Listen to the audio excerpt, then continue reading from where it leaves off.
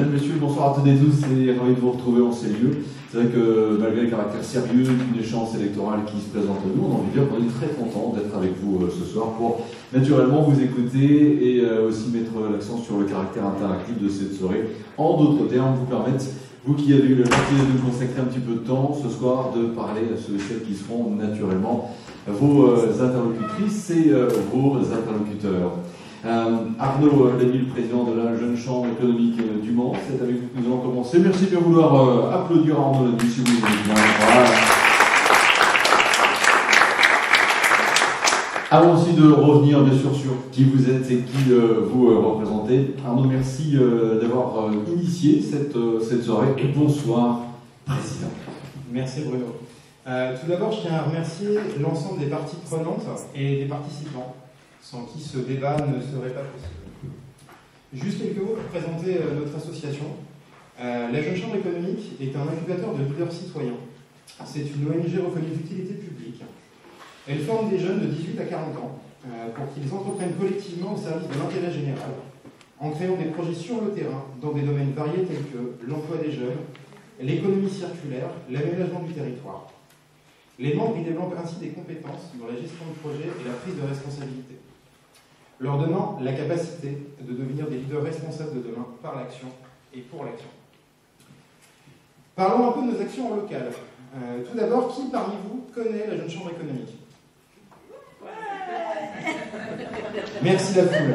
La Jeune Chambre économique du Mans est présente sur son territoire depuis 57 ans. Elle est à l'origine de nombreuses actions, comme les 72 produits Made in Sarthe, les boîtes à livres, que l'on voit fleurir partout dans la ville, la Journée universelle des droits de l'enfant, Aquafolies, 24 heures plus, que tu connais sûrement, Bruno. En effet. La formation au massage cardiaque, et enfin Bon Appétit, qui est devenue une très belle start-up.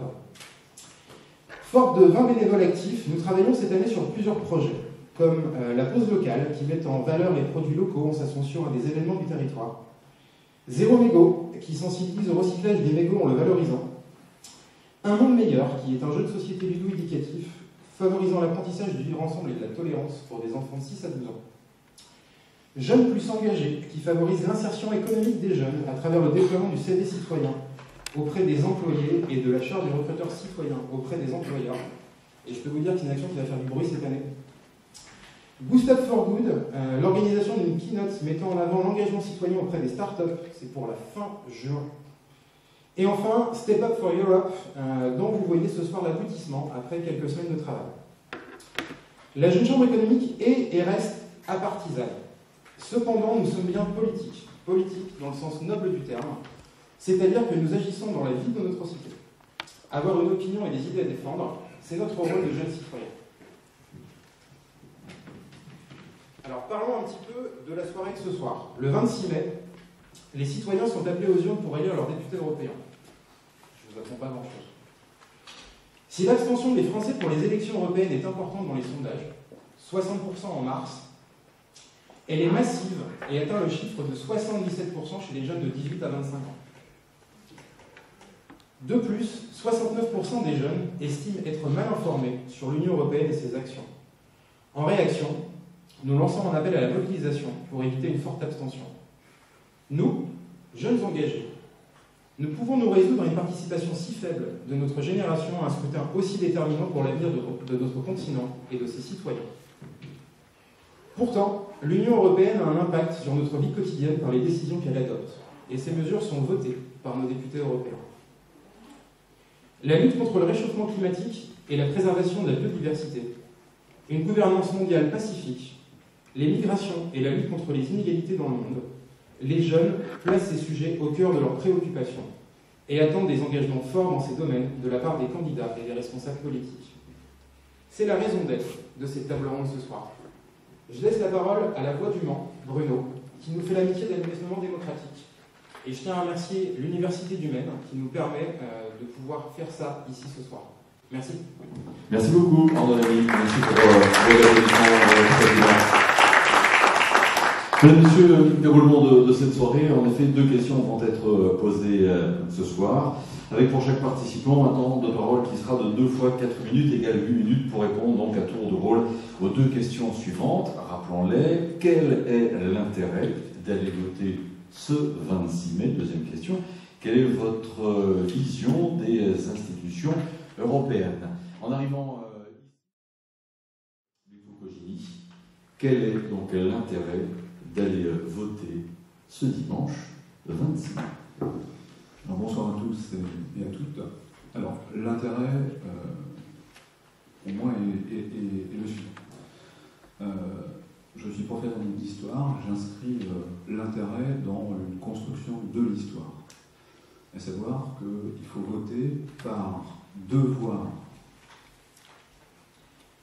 d'histoire et travail de mémoire. Je m'explique. Nous sommes redevables, historiquement, à des combats, 2 combats, combats d'hommes et de femmes, pour un droit qui est un droit fondamental de l'individu, un droit qui est inscrit dans la charte des droits fondamentaux inscrite dans le traité de Lisbonne en vigueur, c'est ce droit de vote. Donc nous devons hommage à ces hommes et ces femmes qui, par un combat politique séculaire, nous permettent de nous exprimer. Ensuite, nous devons rendre hommage aux pères et aux mères fondatrices de la construction européenne, donc nous devons rendre hommage, par ce vote, par l'exercice de ce droit, aux pères et aux mères fondatrices de la construction européenne, qui avaient vécu un traumatisme collectif, celui de la guerre, et qui souhaitaient que l'horizon des générations présentes et des générations futures soit non pas la répétition des 2 guerres civiles, la première et la Seconde Guerre mondiale, mais et pour horizon la paix pour le présent et pour le futur. Ensuite, nous devons voter par ce que le philosophe allemand Jürgen Habermas appelle le patriotisme constitutionnel. C'est-à-dire, nous devons voter pour montrer notre attachement à la démocratie libérale, un régime politique qui est fragile, qui demande un combat permanent. Et donc nous devons voter pour cette démocratie, mais une démocratie tout à fait particulière. Une démocratie qui a dépassé l'échelon national pour devenir une démocratie transnationale.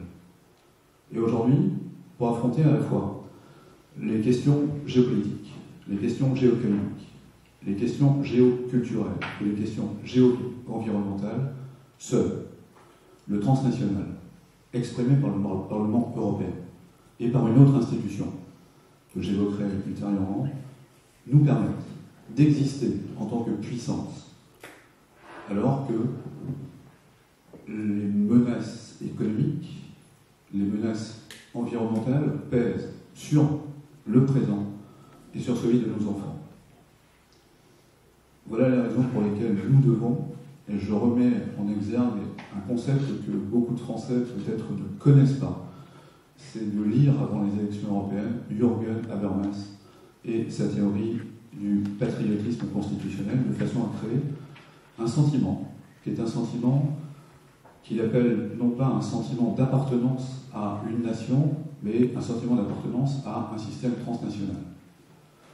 Je tiens à dire que les élections européennes sont fondamentales, ne serait-ce que par la cyberattaque que la Maison de l'Europe a connue vendredi dernier, une cyberattaque menée par les Russes, qui montre effectivement que ces élections européennes montrent que face à la fois l'hyperpuissance américaine, la puissance chinoise et la puissance russe qui se réaffirme, la construction européenne est une nécessité et impose d'exercer notre droit civique fondamental auquel nous sommes tous attachés.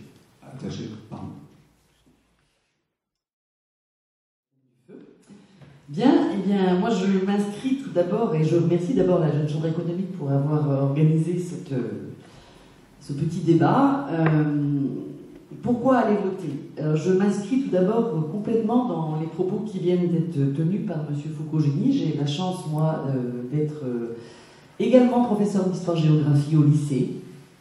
Et je mesure à quel point c'est important de faire passer et de faire comprendre notamment aux jeunes l'intérêt du vote et l'intérêt de ce que fut la construction européenne.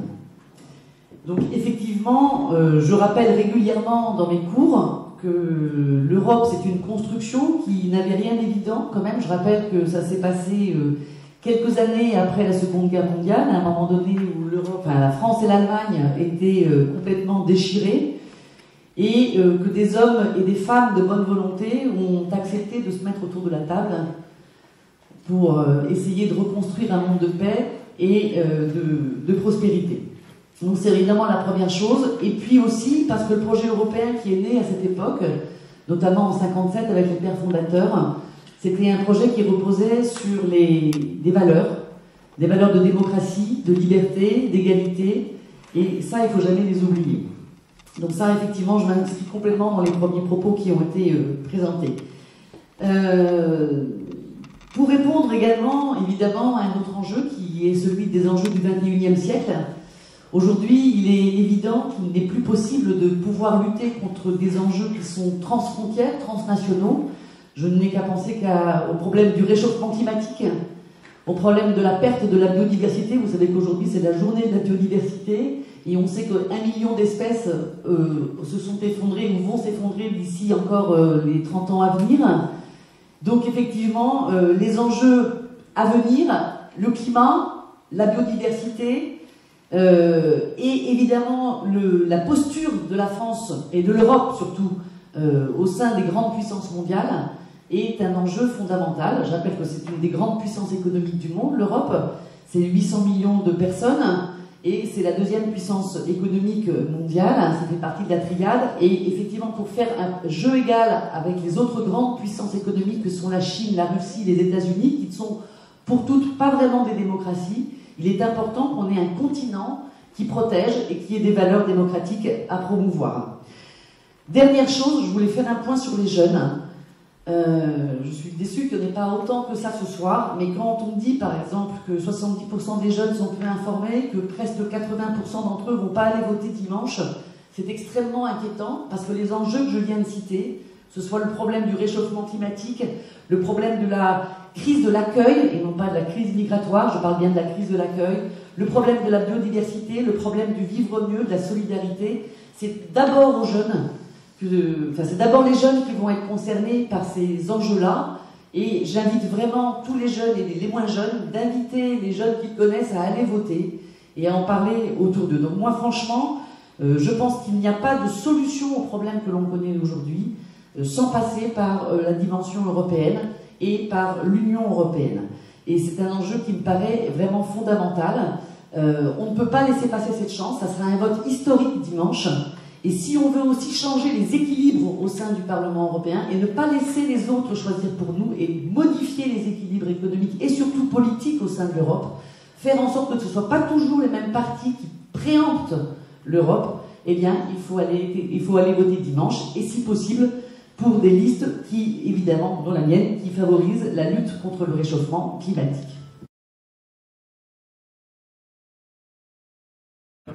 Bon, merci. Alors, j'adhère complètement à ce qu'a dit M. Fukushima, mais je voudrais tenter d'un petit peu parler, élever très légèrement le débat. Élever le débat, ça ne veut pas dire...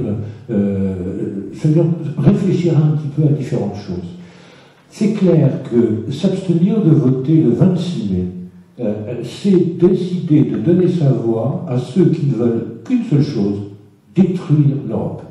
Jamais, jamais depuis la Seconde Guerre mondiale, l'Europe n'était en effet aussi en danger. Mais quand je dis en danger, c'est en danger de mort. Alors, il y a plusieurs raisons pour ça. Il y a d'abord une raison économique. Si on prend la raison économique, on n'a qu'à regarder le PIB de l'Europe et celui des États-Unis. L'Europe, c'est 23% du PIB mondial. Les États-Unis, c'est 23%. Donc, on les talonne. Et ensuite, bien sûr, la Russie est loin derrière. Et puis, ça, c'est une raison économique. Donc, les États-Unis, qui étaient nos meilleurs alliés, sont en train, sous Donald Trump, de devenir des ennemis. Hélas.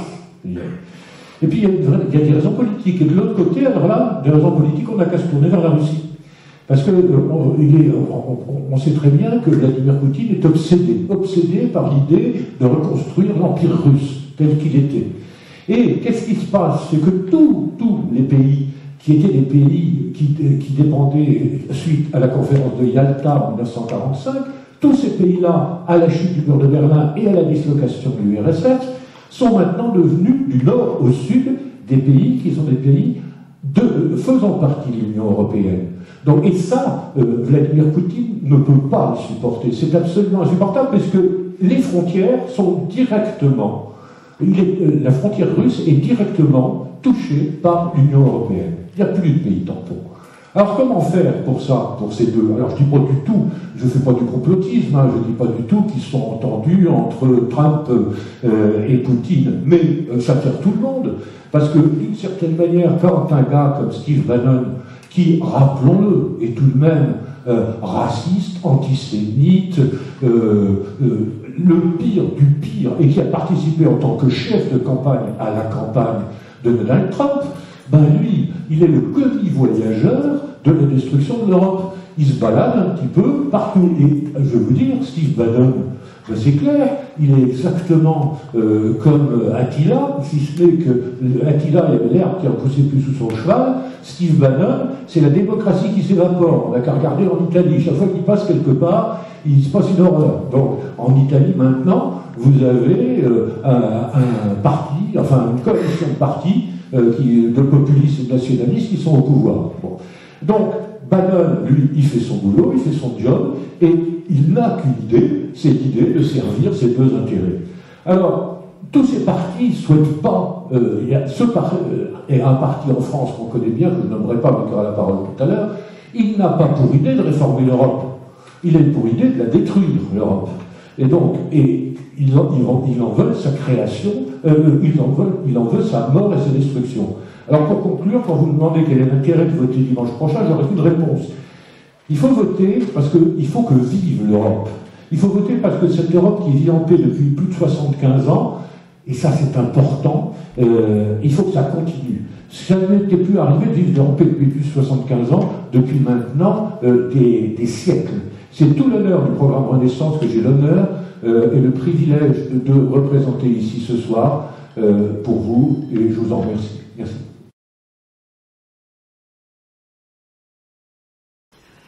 Bonsoir, merci à la Jeune Chambre économique de nous avoir invités. Effectivement, je pense que c'est important dans la période de faire un maximum d'interventions, que ce soit à destination des jeunes, des moins jeunes, et surtout des abstentionnistes, parce que c'est notre pire ennemi, les abstentionnistes. Alors je suis désolée, moi je suis un petit peu...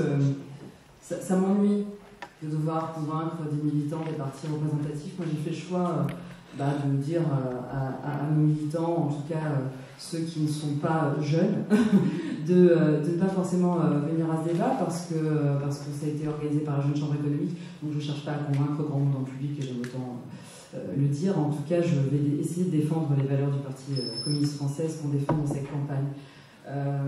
Voter pour l'Europe, pourquoi? Parce que c'est un tour à la proportionnelle. Alors ce qu'on est en train de nous dire dans les médias, c'est faux. Vous avez le choix entre deux, c'est pas vrai. Aujourd'hui, quand vous apportez votre voix à un parti, quel qu'il soit, j'ai envie de dire à une mouvance politique, parce qu'aujourd'hui les partis c'est un gros mot, à une mouvance politique, eh bien vous apportez réellement en fait votre voix. Vous avez le droit de voter pour, et ça c'est super, parce que quand moi personnellement j'ai 34 ans, je ne me suis pas encore trop vieille et j'ai souvent voté contre. Donc je trouve que c'est une opportunité pour nous les jeunes de pouvoir voter pour enfin. Et je vous incite fortement, vous et votre entourage, qu'ils soient jeunes ou moins jeunes, à aller voter dimanche. Parce qu'il n'y aura qu'un tour, donc il ne faut pas rater ce tour-là, il n'y aura pas de deuxième tour. Vous ne pourrez pas choisir entre deux, vous pouvez vraiment choisir cette semaine, il faut y aller. Voilà, alors pour le parti que je représente, eh bien, nous avons une spécificité qu'on revendique, c'est d'avoir voté contre tous les traités libéraux. Ben oui à l'Europe, mais pas oui à l'Europe libérale. Nous, on n'est pas là pour se battre contre les États-Unis, on pense au contraire, les peuples ont tout intérêt à grandir, à coopérer ensemble pour bien vivre ensemble. On dit qu'on est l'Europe des gens, oui, on préfère être l'Europe des gens que l'Europe des financiers. On ne trouve pas normal, mais je pense qu'on y reviendra dans la soirée, que la Banque Centrale Européenne finance à 0% des prêts pour les banques privées, notamment de notre pays, et qu'elles ne soient pas foutues, ces banques en contrepartie de faire des taux à 0% pour nos hôpitaux, pour nos services publics, pour vous, jeunes entrepreneurs, parce que j'imagine que quand vous allez à la banque, on ne vous dit pas « c'est formidable votre projet, je vais vous financer sans garantie derrière ». Je pense que c'est ça la réalité aujourd'hui. L'Europe a un vrai poids quotidien, dans nos quotidiens. On le vit bien, personnellement, je suis élue aussi à la ville du Mans, je ne suis pas la seule autour de la table, mais nous vivons aussi les décisions de l'Europe, et ça impacte les collectivités, ça impacte les services publics. Et ce n'est pas parce qu'à un moment donné, tout va bien dans votre vie, que ce sera le cas toute la vie, pour vous, pour vos proches. Il faut penser à la solidarité. Nous sommes pour une Europe aussi, je rejoins ma collègue d'Europe Écologie Les Verts qui s'est exprimée pour l'instant sur l'écologie, il y a une urgence. Les jeunes d'ailleurs s'en sont emparés au niveau de l'Europe, il faut qu'on porte cette voie-là. Et je crois que voilà, aujourd'hui nous défendons une Europe de coopération, une Europe sociale, où les gens ont des conditions de vie respectables, où les gens ne sont pas les uns contre les autres. Et j'espère fortement que notre pire ennemi pour moi, c'est l'abstention. On va réussir à, qui qu'on soit autour de la table, à mobiliser les foules, et je vous invite fortement à le faire dimanche prochain pour l'Europe et aussi surtout pour les gens. Merci.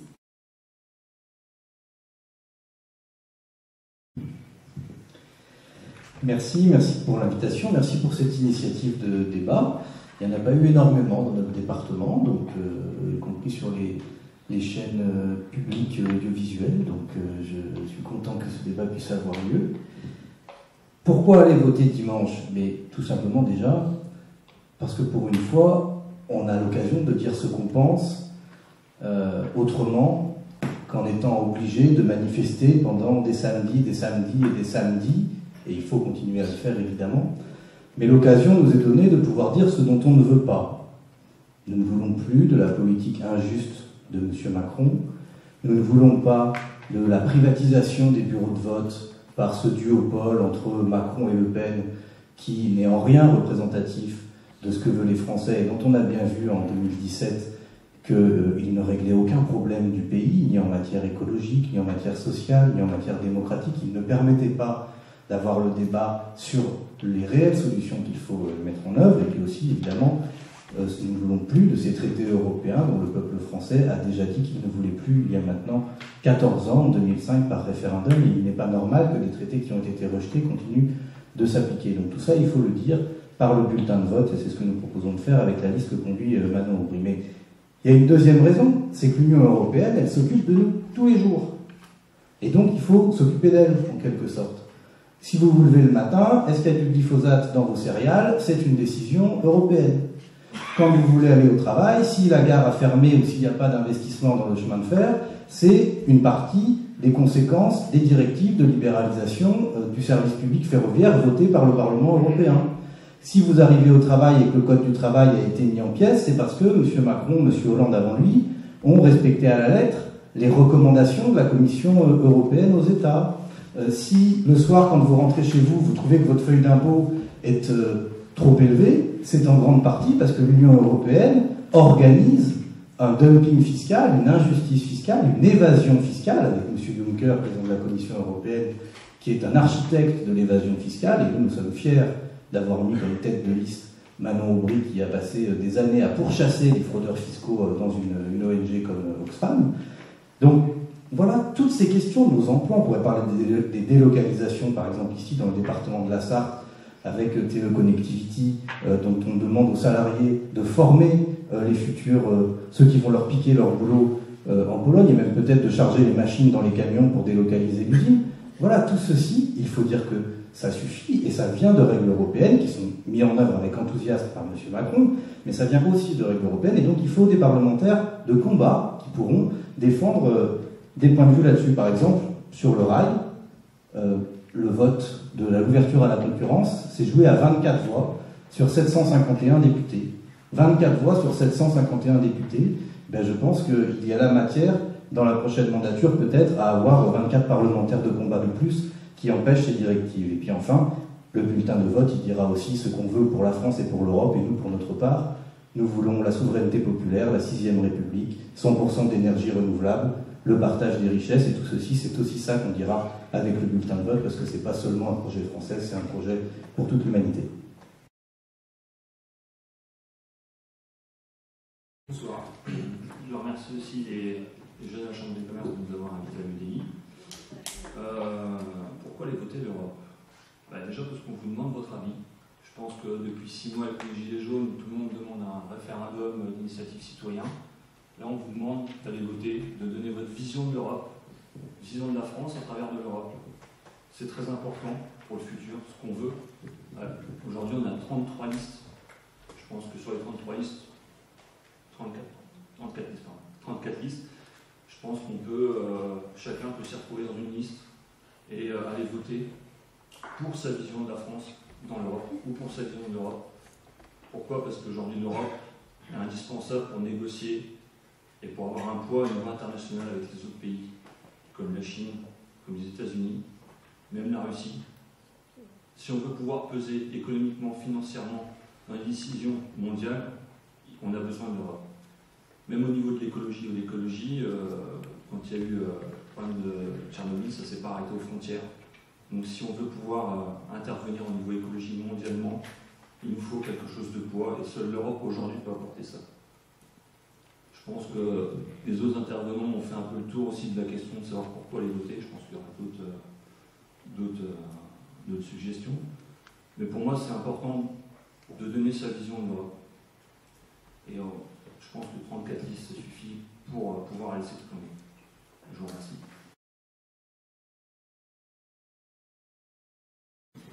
Je suis très heureux de pouvoir être devant vous ce soir. La question est effectivement quel est l'intérêt d'aller voter dimanche. Alors effectivement, c'est un vrai sujet parce que l'Europe, justement, n'intéresse pas les citoyens en règle générale. Et j'ai eu l'occasion d'y revenir sur France Bleu Maine la dernière fois que j'y suis allé. Et je pense que les partis politiques sont aussi responsables de ça parce qu'on ne fait pas assez de pédagogie sur l'Europe. Moi, je vois lorsqu'on organise une réunion dans le cadre des Républicains, puisque j'en suis le président, on parle des idées que notre parti peut avoir, on parle de ce que le président, le gouvernement français met en place, mais on ne donne jamais la position qui est prise au niveau européen. Et ça, c'est le grand drame parce qu'aujourd'hui, nos économies, notre fonctionnement, notre modèle, qu'il soit social, économique, environnemental, etc., est imbriqué et lié à l'Union européenne. Et donc, je pense qu'aujourd'hui, les partis politiques, les politiciens, quelque part, portent la responsabilité de ne pas faire cette pédagogie.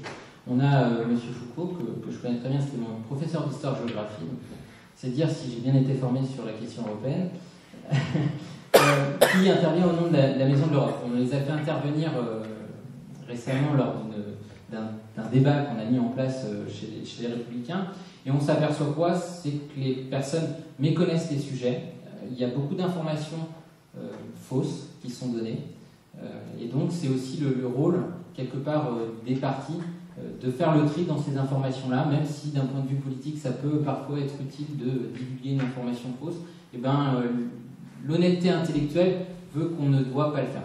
Donc ça, c'est les points qui, pour moi, me semblent importants de faire pour que les gens retrouvent un intérêt pour aller voter.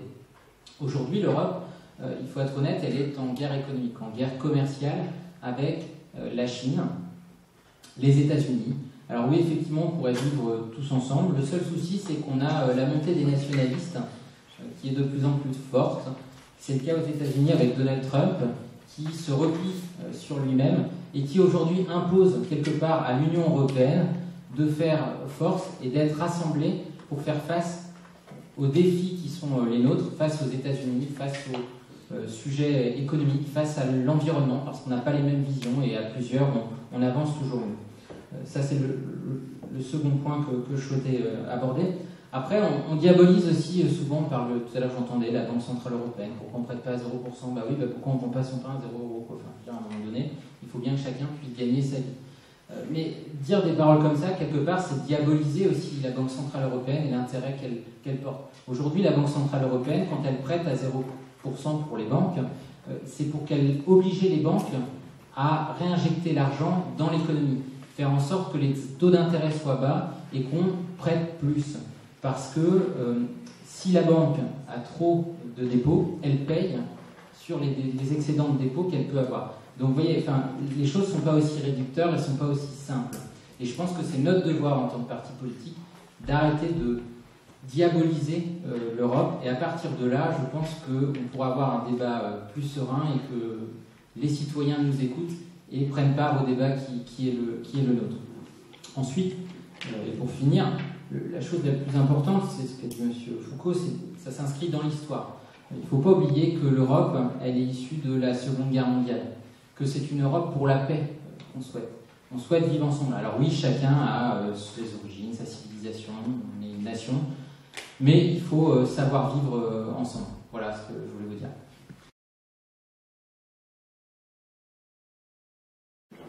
Bonsoir et merci à tous d'être venus à ce débat. Donc, pourquoi est-ce que vous allez voter aux élections européennes ? La question, alors pour le Rassemblement national, pour nous, c'est la question, effectivement, là aussi, d'une vision de l'Europe. Et quelle est notre vision de l'Europe ? C'est celle de simplement, moi je suis profondément européen. Je suis né en Europe.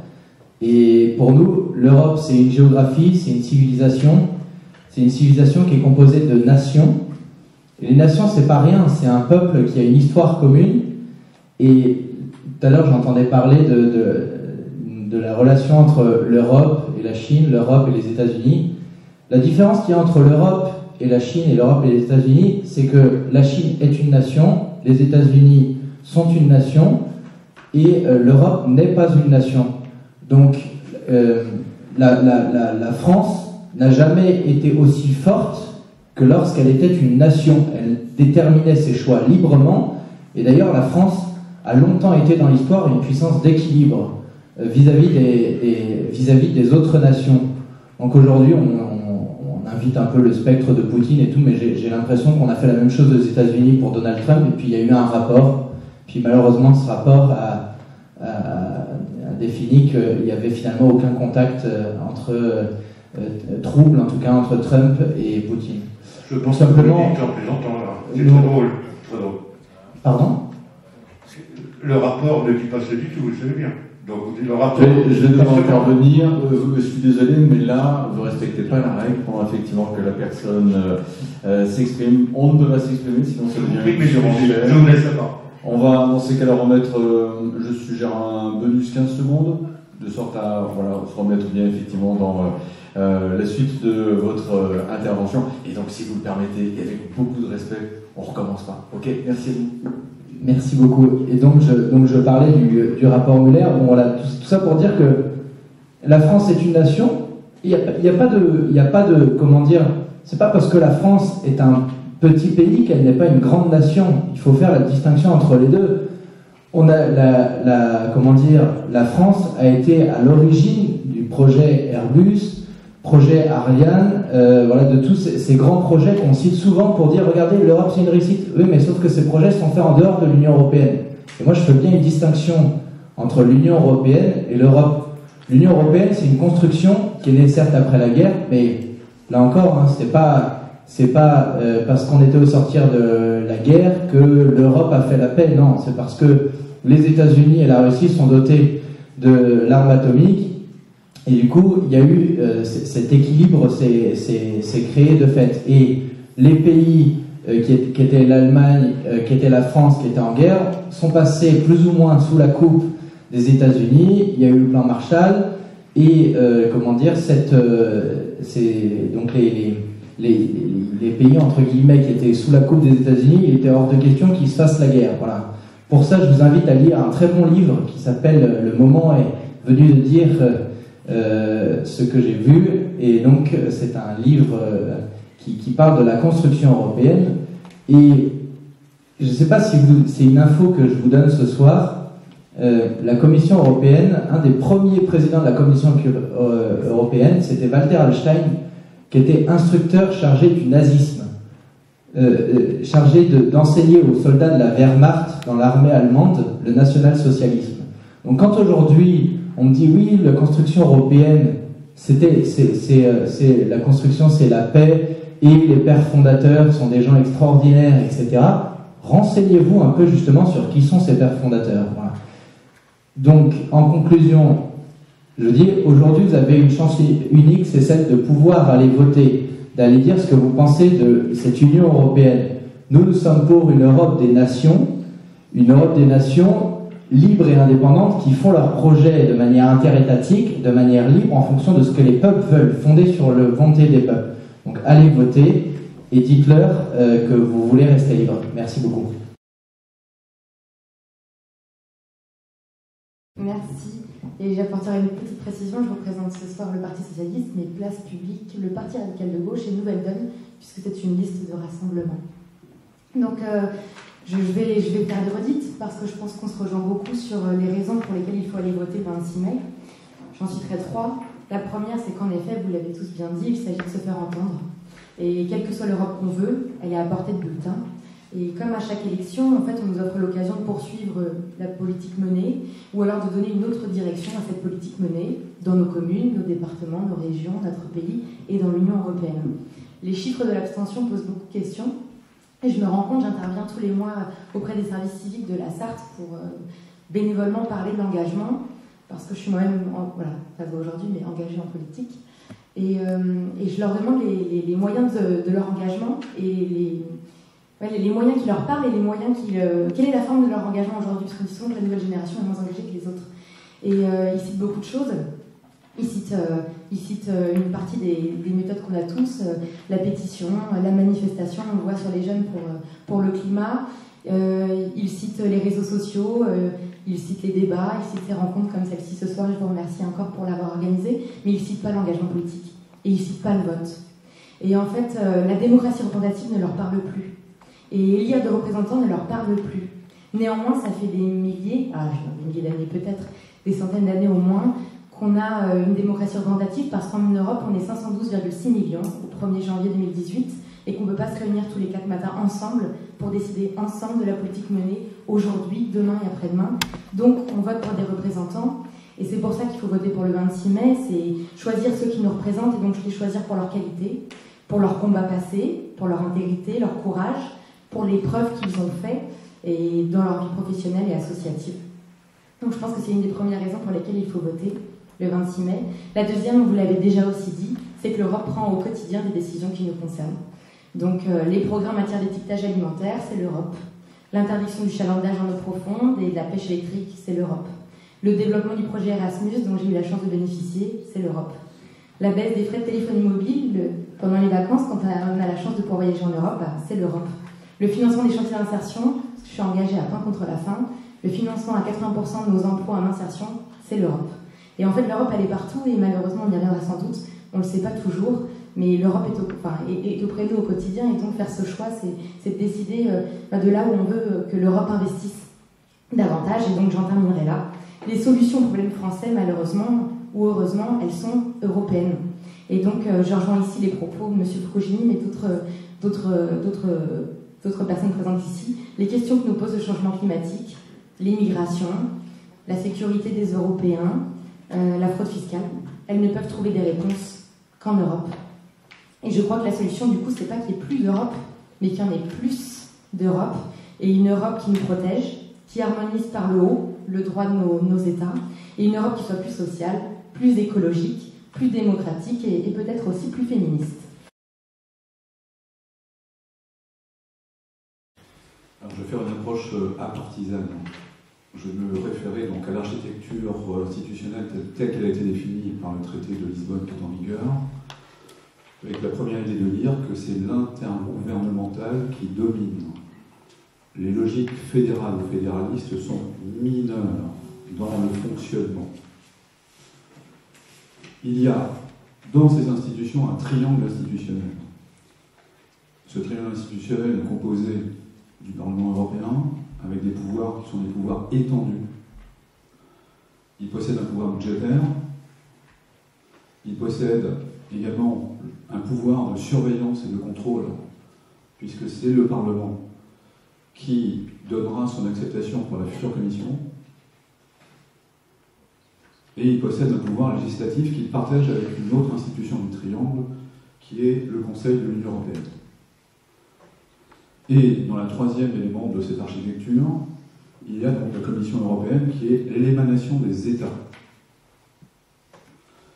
Donc il faut bien retenir que l'Europe qui a été construite, qui est une construction imparfaite, faite par des hommes et des femmes imparfaits, à notre image,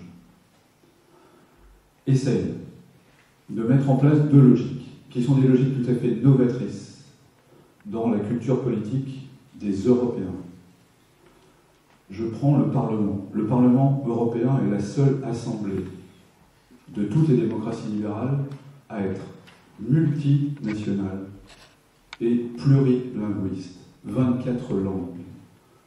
C'est un challenge politique de vouloir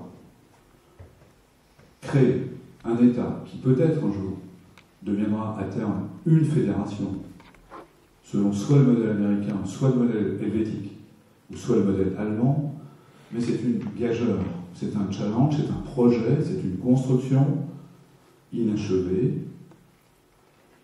dans lequel, pour l'instant, les États ont la main, puisque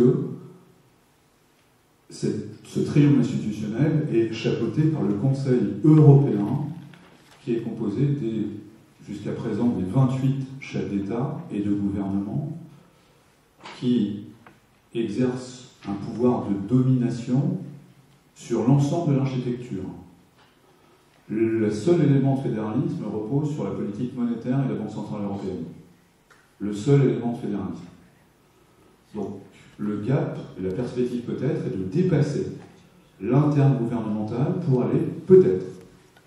Et je reviens sur la première question, le vote est important de savoir vers quelle construction européenne veut-on aller. Est-ce que l'on veut faire un saut fédéral ou est-ce que l'on veut rester à une architecture qui soit une architecture intergouvernementale qui amène des progrès mais qui ne permet pas, face aux enjeux qui sont posés actuellement, les enjeux pour les générations futures, auxquels il faut penser, puisque la 9e législature, ce sera la 9e législature qui sera mise en opération, qui sera opérationnelle à partir du mois d'octobre.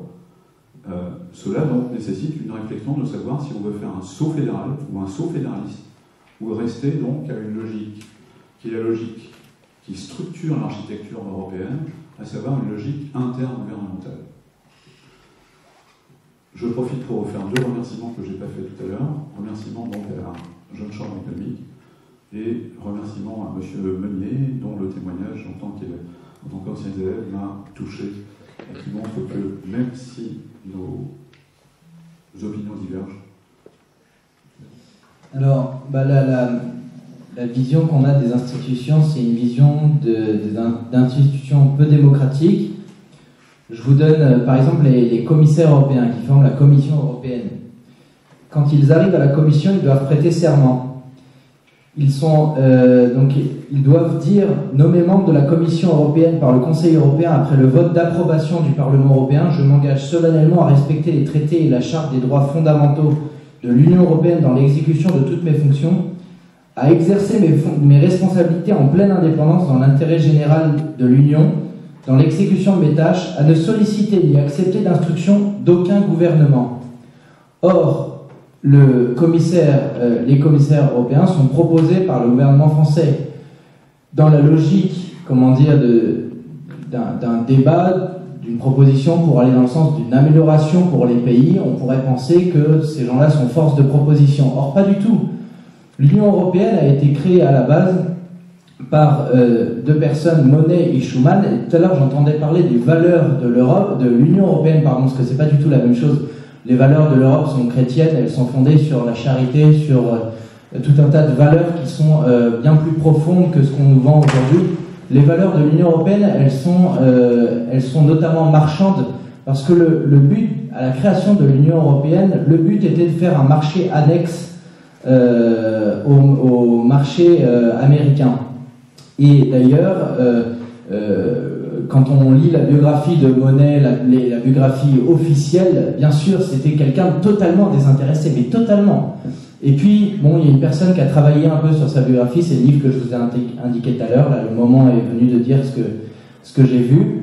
Et on s'aperçoit que ce monsieur Monnet, il a reçu des quantités astronomiques d'argent pour, des opérations d'influence, comme on dit dans ses lettres, des opérations d'influence, et ces fonds venaient de la Fondation Ford, par exemple, et de membres de la CIA.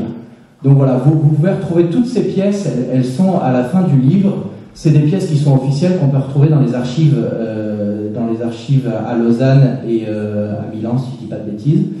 Voilà, donc nous, la vision qu'on a des institutions européennes, c'est une vision non démocratique. Par exemple, le Parlement européen, il parle.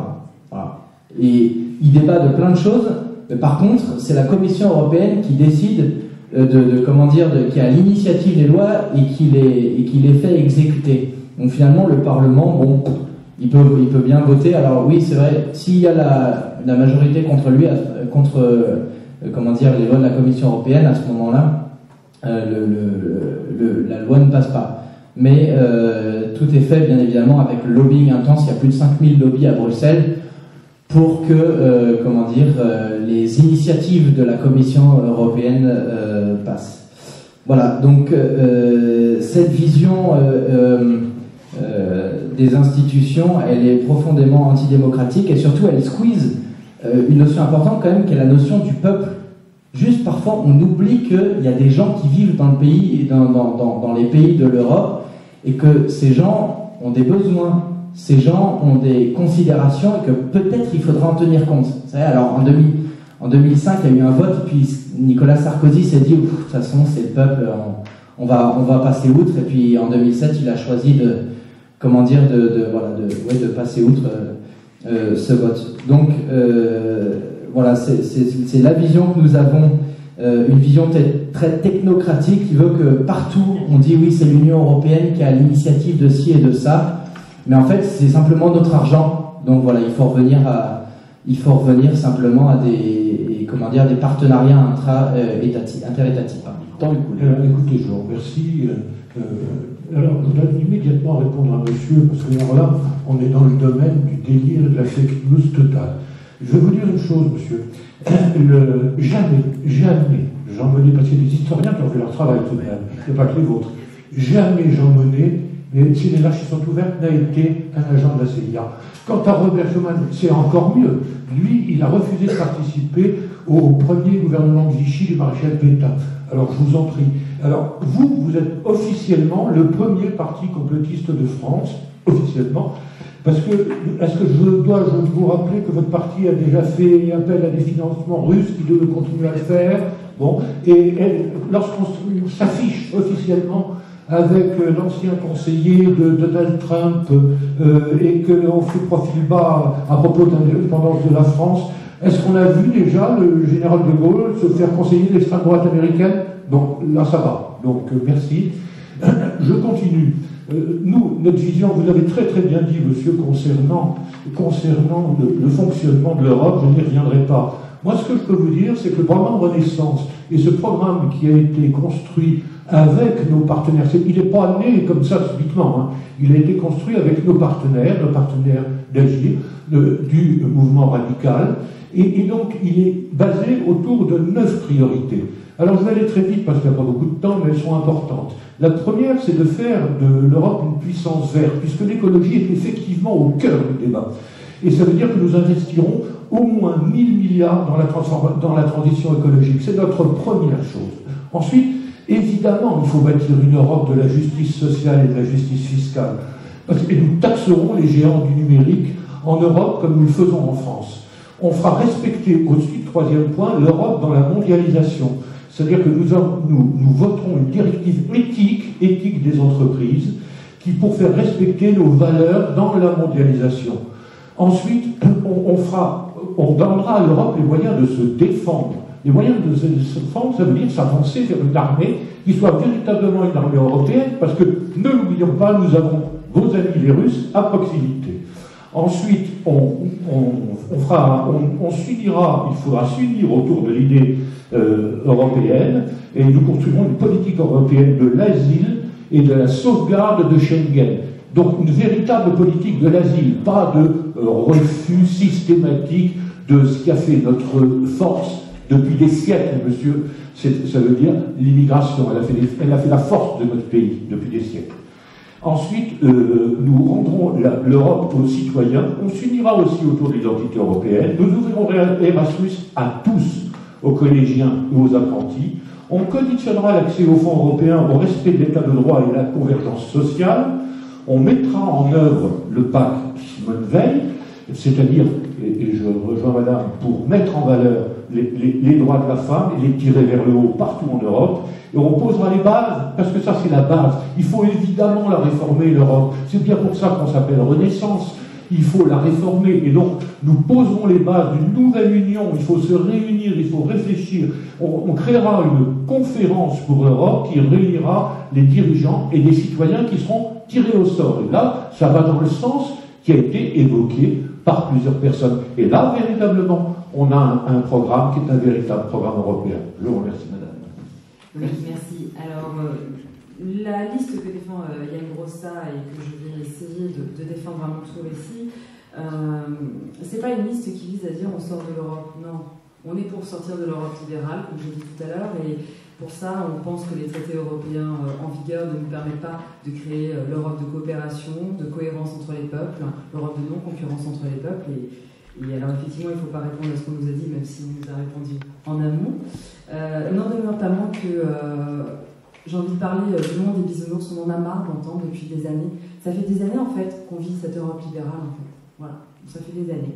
Et aujourd'hui, qu'est-ce qu'on constate? On constate que l'Union européenne s'est enrichie, un peu quand même, 15 milliards d'euros. Elle est passée à 17 milliards 200 milliards, excusez-moi, d'euros en 10 ans. Et qu'est-ce qu'on constate, nous, les petits travailleurs, qu'ils soient à leur compte ou qu'ils soient dans des entreprises, dans des sociétés, et ceux qui malheureusement n'ont pas cette chance et qui ne travaillent pas, c'est qu'il y a plus de travailleurs pauvres, ça ne cesse d'augmenter. Donc si ce modèle était formidable, je pense qu'aujourd'hui on pourrait tous s'en réjouir.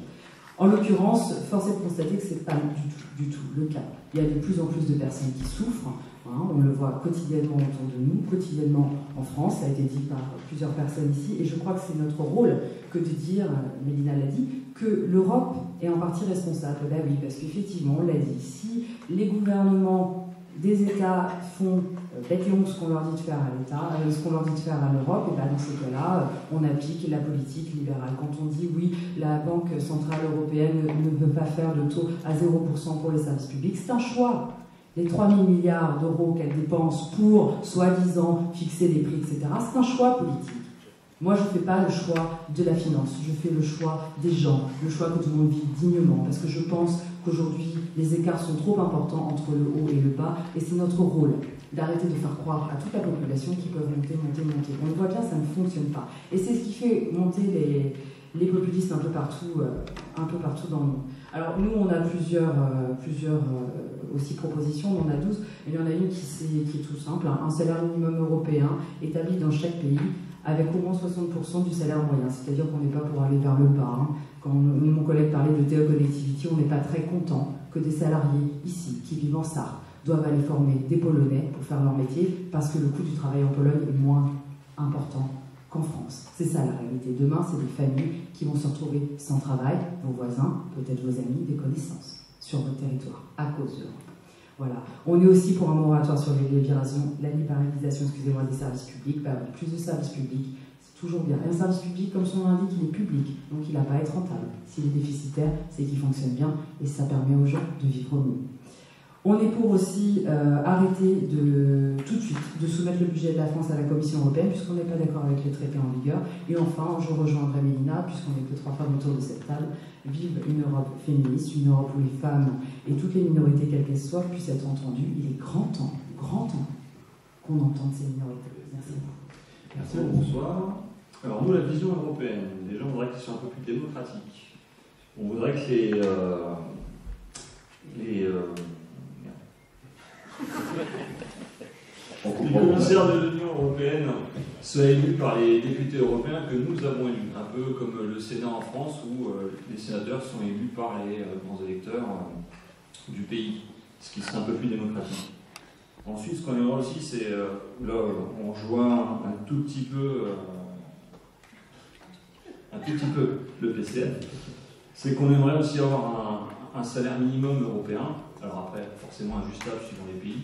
On aimerait aussi avoir une fiscalité européenne.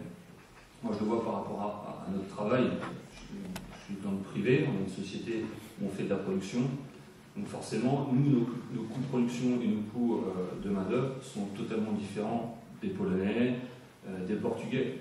Donc si on a une fiscalité qui se rapproche, après il n'y a plus qu'une histoire de mérite et de savoir-faire. Si on n'harmonise pas une fiscalité, forcément on a toujours des délocalisations vers les pays les moins chers, avec une fuite du savoir-faire. Donc c'est très important de faire ça.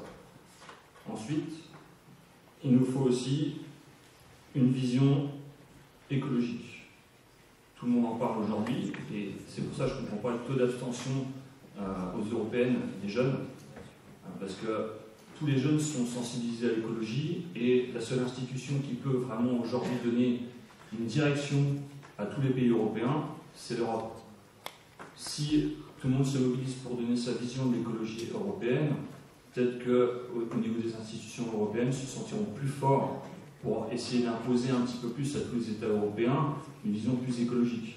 Nous, l'UDI, on propose un livret écologique, c'est-à-dire que l'argent qui est posé sur le livret sont les investissements pour développer l'écologie, le progrès au service de l'humain. Ça, c'est une de nos valeurs les plus importantes, en tout cas à l'UDI.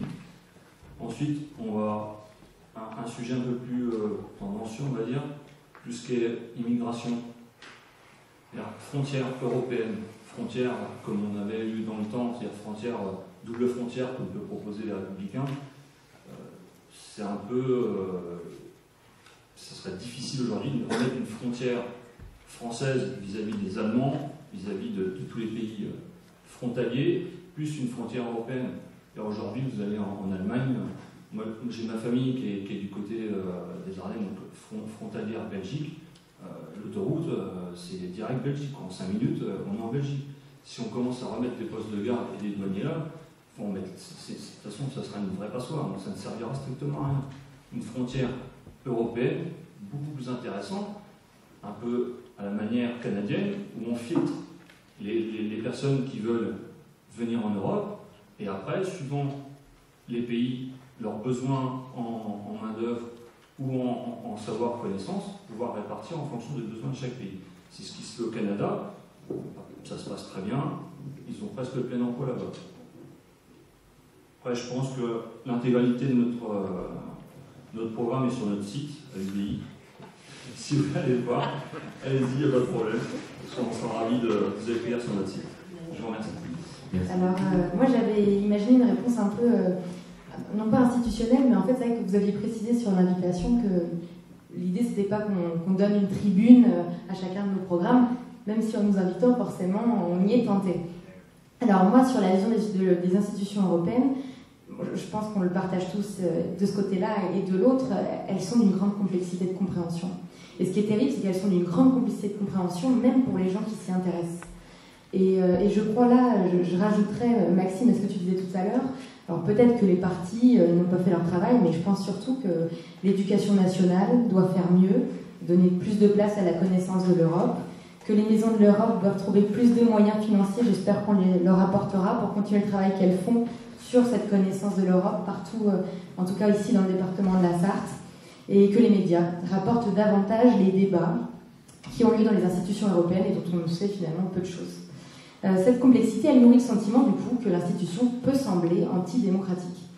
Et dans cet amphithéâtre, Mercure, en première année de droit, on apprend qu'une organisation peut être démocratique par ses principes de fonctionnement et par ses valeurs. Et donc on apprend, si on applique ça en théorie, que l'Union européenne est démocratique par ses principes de fonctionnement, parce qu'elle fonctionne avec des représentants élus au suffrage universel direct, ceux que vous élirez dimanche prochain, parce qu'elle comprend des mécanismes de contrôle entre le Parlement et la Commission, parce qu'elle permet une initiative législative citoyenne que peu d'Européens connaissent. Si on est 1 million d'Européens aujourd'hui issus de 1/4 des États membres de l'Union européenne, on peut soutenir une proposition et la Commission européenne doit l'étudier. Mais je pense que peu de personnes le savent. Et puis par ses valeurs, parce qu'aucun État membre de l'Union européenne, normalement, ne peut être antidémocratique. Et que l'Union européenne reconnaît des droits et des libertés à tous les citoyens. Et la Cour de justice de l'Union européenne est là, normalement, pour les faire respecter par les États. Alors pourquoi la question, pour une dissertation en première année ou premier semestre de cette année universitaire, la dissertation c'était l'Union européenne est-elle démocratique? Et bien ces mêmes étudiants en première année de droit répondaient tous quasiment non. Non pas du coup sur la théorie, mais sur la pratique, parce qu'en effet l'Union européenne, elle peut être améliorée. Je pense que c'est une partie des propositions de l'ensemble de nos listes, mais la difficulté, c'est que la démocratie, elle doit être aussi ce qu'on appelle en droit réaliste. Et donc, elle doit se ressentir par les citoyens. Et je pense que dans les propositions, puisque du coup, c'est l'occasion de donner une tribune quand même, dans les propositions qu'on porte à la liste Envie d'Europe, évidemment, renforcer et faciliter l'initiative européenne, on est plusieurs à la porter, renforcer les pouvoirs du Parlement, qui aujourd'hui n'a pas l'initiative des lois, et donc qui ne peut pas proposer finalement, et notamment dans des sujets sur, je pense, au dumping social ou au dumping fiscal, qui sont des sujets qui se régleront au Parlement et sur lesquels nos parlementaires sont engagés, mais malheureusement, voilà, sans l'initiative des lois, les choses sont compliquées. Et puis continuer à instaurer plus de transparence, notamment par une autorité européenne de la vie publique, comme ça pu se faire en France, qui permet globalement de donner plus de transparence au conflit d'intérêts des parlementaires, à ce qu'ils gagnent, à ce qu'ils font de leur temps libre sur ces conflits d'intérêts, etc.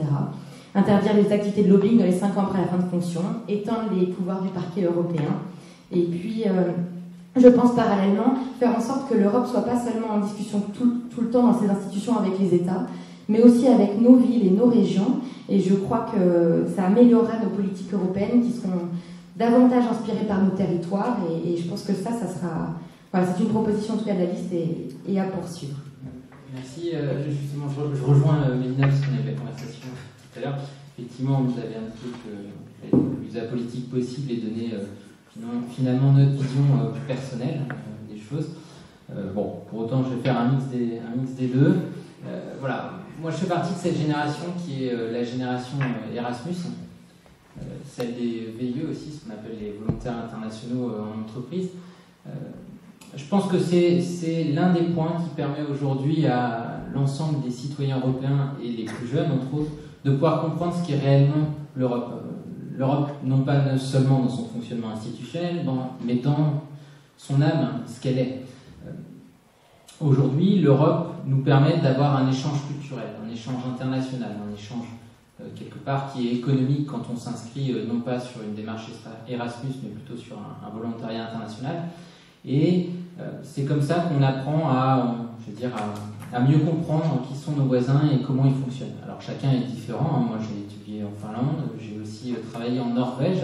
Finalement on pourrait penser que les pays nordiques ou les pays scandinaves sont très proches les uns des autres culturellement, mais il y a de vraies différences entre eux, de vraies différences culturelles, de vraies différences dans la manière dont ils fonctionnent, et je pense que c'est ce qui aujourd'hui fait l'Europe.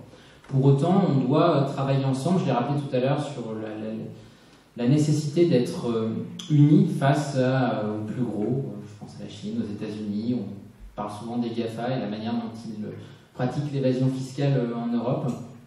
Et c'est ensemble, unis en tout cas, qu'on pourra mieux répondre aux exigences internationales et à cette guerre économique.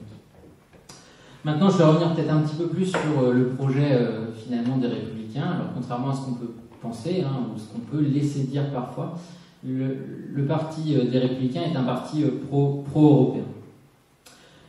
Aujourd'hui, il propose une Europe de civilisation qui assure et défend notre histoire, transmet et fait rayonner avec fierté notre identité et nos valeurs.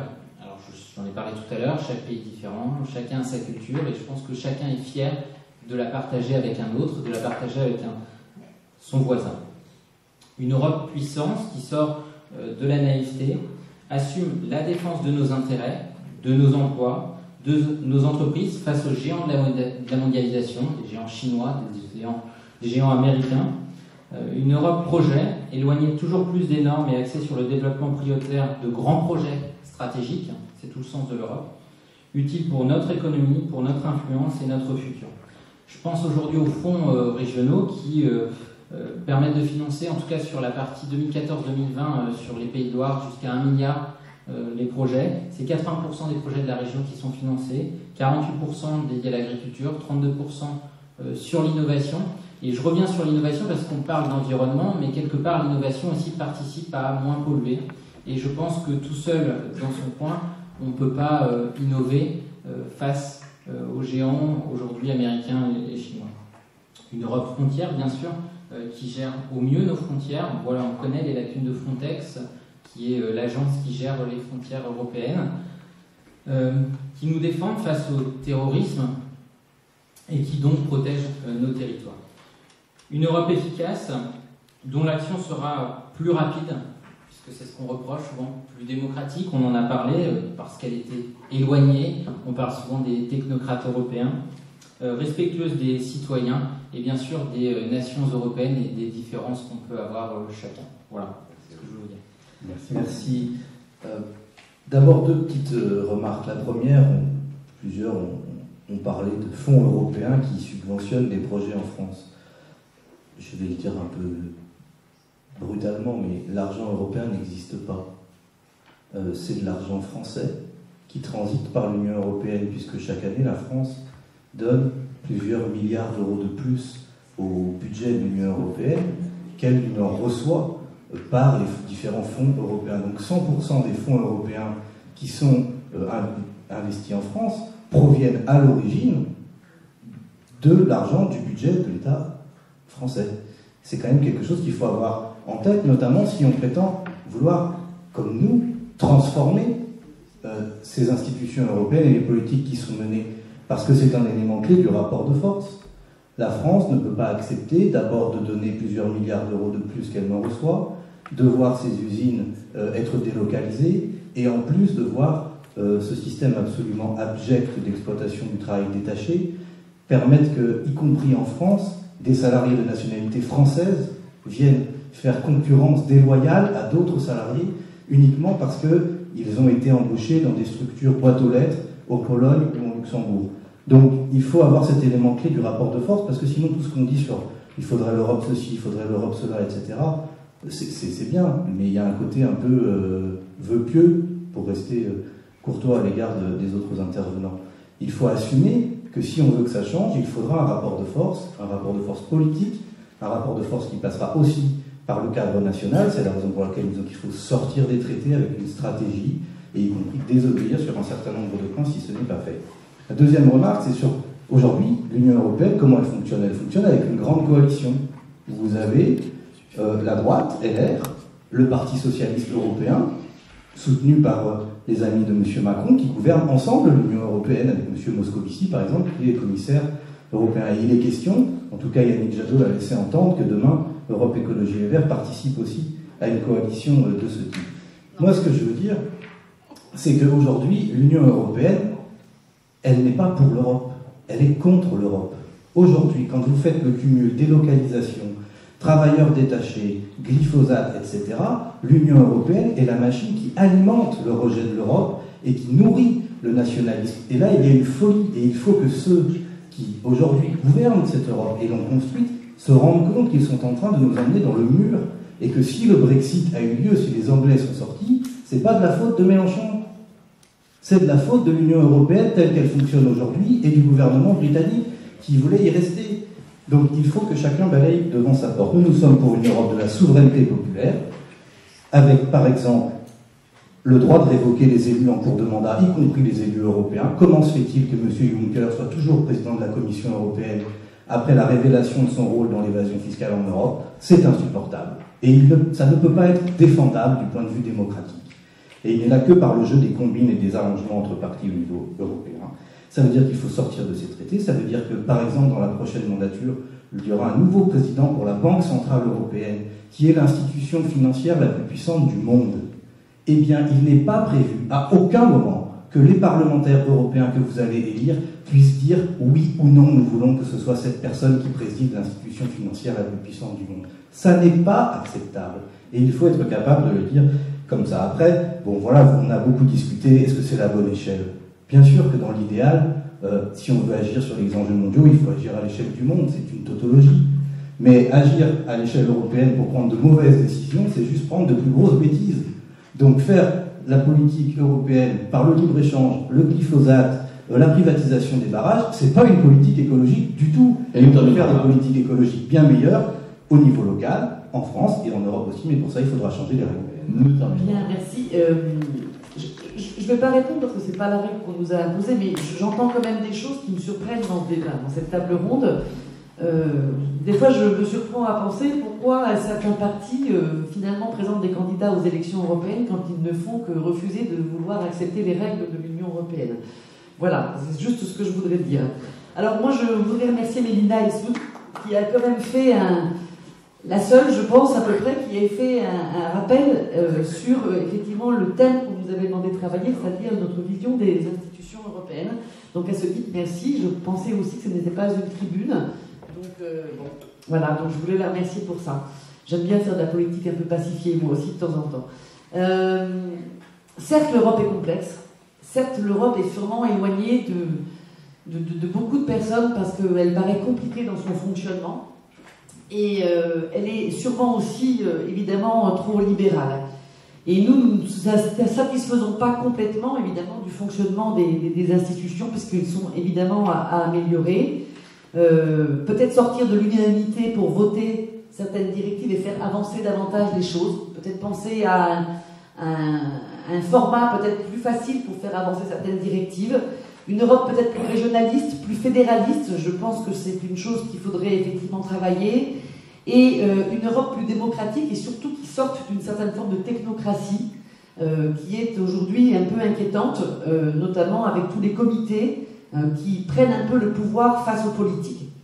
Mais au-delà de ça, je pense que l'Europe, si on la taxe toujours de libéralisme et de choses effectivement qui empêchent soi-disant le bien-être des gens, c'est bien parce qu'on élit des gens qui portent des politiques libérales, que ce soit des politiques libérales qui sont portées évidemment par le Parti populaire européen représenté par les forces de droite, mais aussi très souvent par les forces de gauche. Et voilà le souci. Et puis bien entendu, la politique aujourd'hui menée par le gouvernement s'inscrit dans ces politiques libérales. Donc en fait, moi je dis, aujourd'hui l'enjeu au niveau des institutions, c'est de changer les majorités qui pilotent l'Union européenne, et après on pourra réorienter les politiques. Et il faut bien comprendre qu'au niveau européen, personne n'a la majorité à lui tout seul. Donc il s'agit après, au sein du Parlement, de trouver des coalitions. Ce ne sont pas des coalitions où on perd son âme, ce sont des coalitions où on se base sur des projets. Quand on a mis à l'agenda la pêche électrique, par exemple, les députés écologistes ont travaillé sur l'interdiction de la pêche électrique, ça a été voté évidemment par le groupe écologiste, mais aussi par d'autres parlementaires, y compris dans d'autres groupes politiques. Donc il faut bien comprendre l'enjeu que c'est au niveau institutionnel. Et moi je rappelle aussi que le Parlement européen, quoi qu'on en dise, c'est un organe élu démocratiquement, ça le sera dimanche, et il faut s'en saisir et arrêter de penser toujours qu'on ne peut rien faire contre l'Europe si on ne va pas voter. Deuxième chose, je rappelle que le Parlement européen a des compétences élargies depuis les années 70, ne l'oublions pas. Et ça, c'est quelque chose d'important. On peut travailler sur le dumping social, on peut travailler sur les traités de libre-échange au sein du Parlement européen, à condition qu'il y ait du courage politique au sein du Parlement européen. C'est bien ça l'enjeu. C'est qu'il y ait du courage politique et que, effectivement, on ne soutienne pas forcément toujours les mêmes qui, effectivement, portent des politiques qui libéralisent toujours plus les traités européens et qui, effectivement, empêchent d'aller vers une interdiction des pesticides, qui empêche d'aller vers une Europe plus sociale, qui empêche de travailler sur l'accueil des migrants, etc., etc. Mais l'enjeu, il est lié au vote. Si on vote pour des élus et des parlementaires qui prônent un autre projet, nous aurons également un autre projet européen. Merci Madame Isabelle. Contre la corruption, comment comptez-vous lutter aussi pour la défense de l'état de droit? Et donc, je ne sais pas si je vais plutôt cibler le Rassemblement national ou les Républicains, puisqu'ils sont les deux concernés, ce sont les deux listes qui ont refusé le cibler. Je tire au sort, sauf si l'un des deux souhaite y répondre plus que l'autre. À mon avis, ils ne se battent pas, c'est dommage. Donc, je pose la question aux représentants du Rassemblement national. Alors, en fait, le problème dans la corruption, c'est qu'il faut savoir ce qu'on propose. Le problème de la corruption, c'est un sujet large. Je ne sais pas de quel vote vous parlez, voilà, mais je pense que le Rassemblement national est tout à fait disposé à lutter contre la corruption. Simplement, le problème, c'est que si c'est un vote qui a été proposé par la Commission européenne, comme on dit, souvent le Rassemblement national est contre l'égalité homme-femme, etc. En fait, il y a toujours un petit biais qui est déposé, vous savez, dans le vote, et ce qui fait que, oui, effectivement, ça nous empêche de voter en fait pour la résolution. Généralement, on présente ça comme la lutte contre la corruption, et en fait, ça comprend d'autres choses derrière. Donc voilà, c'est la réponse que je peux vous apporter, mais nous, on veut lutter contre la corruption, simplement. On veut aussi être maître. Vous savez, le Rassemblement national a toujours voulu défendre nos industries, défendre... Et le problème de la mondialisation et de la globalisation aujourd'hui, c'est qu'on a voulu tout ouvrir tout de suite. Voilà, un peu un marché sans règles, puisque c'est le principe du marché d'ailleurs. C'est un peu la loi du plus fort, la loi de... Et malheureusement, ce sont ces directions. La mondialisation, c'est un fait, mais on peut y appliquer des règles. Et nous pensons que ça passe par le fait de rester un État souverain, qui soit, comment dire, pas sous la tutelle de la Commission européenne. Et à ce moment-là, nous serons efficaces effectivement dans le traitement de la corruption. Enfin, je pense que vous ne parlez pas d'un texte européen, mais d'un texte qui a été proposé par une ONG. C'est la différence. Et je ne crois pas que les républicains remettent en cause l'état de droit ou quoi que ce soit sur le principe déontologique de la corruption et quelque part des initiés, etc. C'est juste un texte qui a été proposé par une ONG et non un texte lié au Parlement européen. Et les républicains, bien évidemment, luttent chaque jour contre la corruption. Bonsoir, je voudrais poser une question sur le glyphosate. Si on traversait la campagne sartoise, là, pendant le mois d'avril, on a pu voir des champs tout rouges. C'était au glyphosate. Et on a pu voir, effectivement, que les agriculteurs s'en servaient encore. On en trouve dans les rivières, on en trouve dans l'eau de mer, on en trouve dans tous les produits qu'on consomme. C'est ça, on peut effectivement trouver ça inquiétant. Moi, je voudrais savoir, parce que moi, je suis un scientifique. Alors, je me base sur des vérités scientifiques.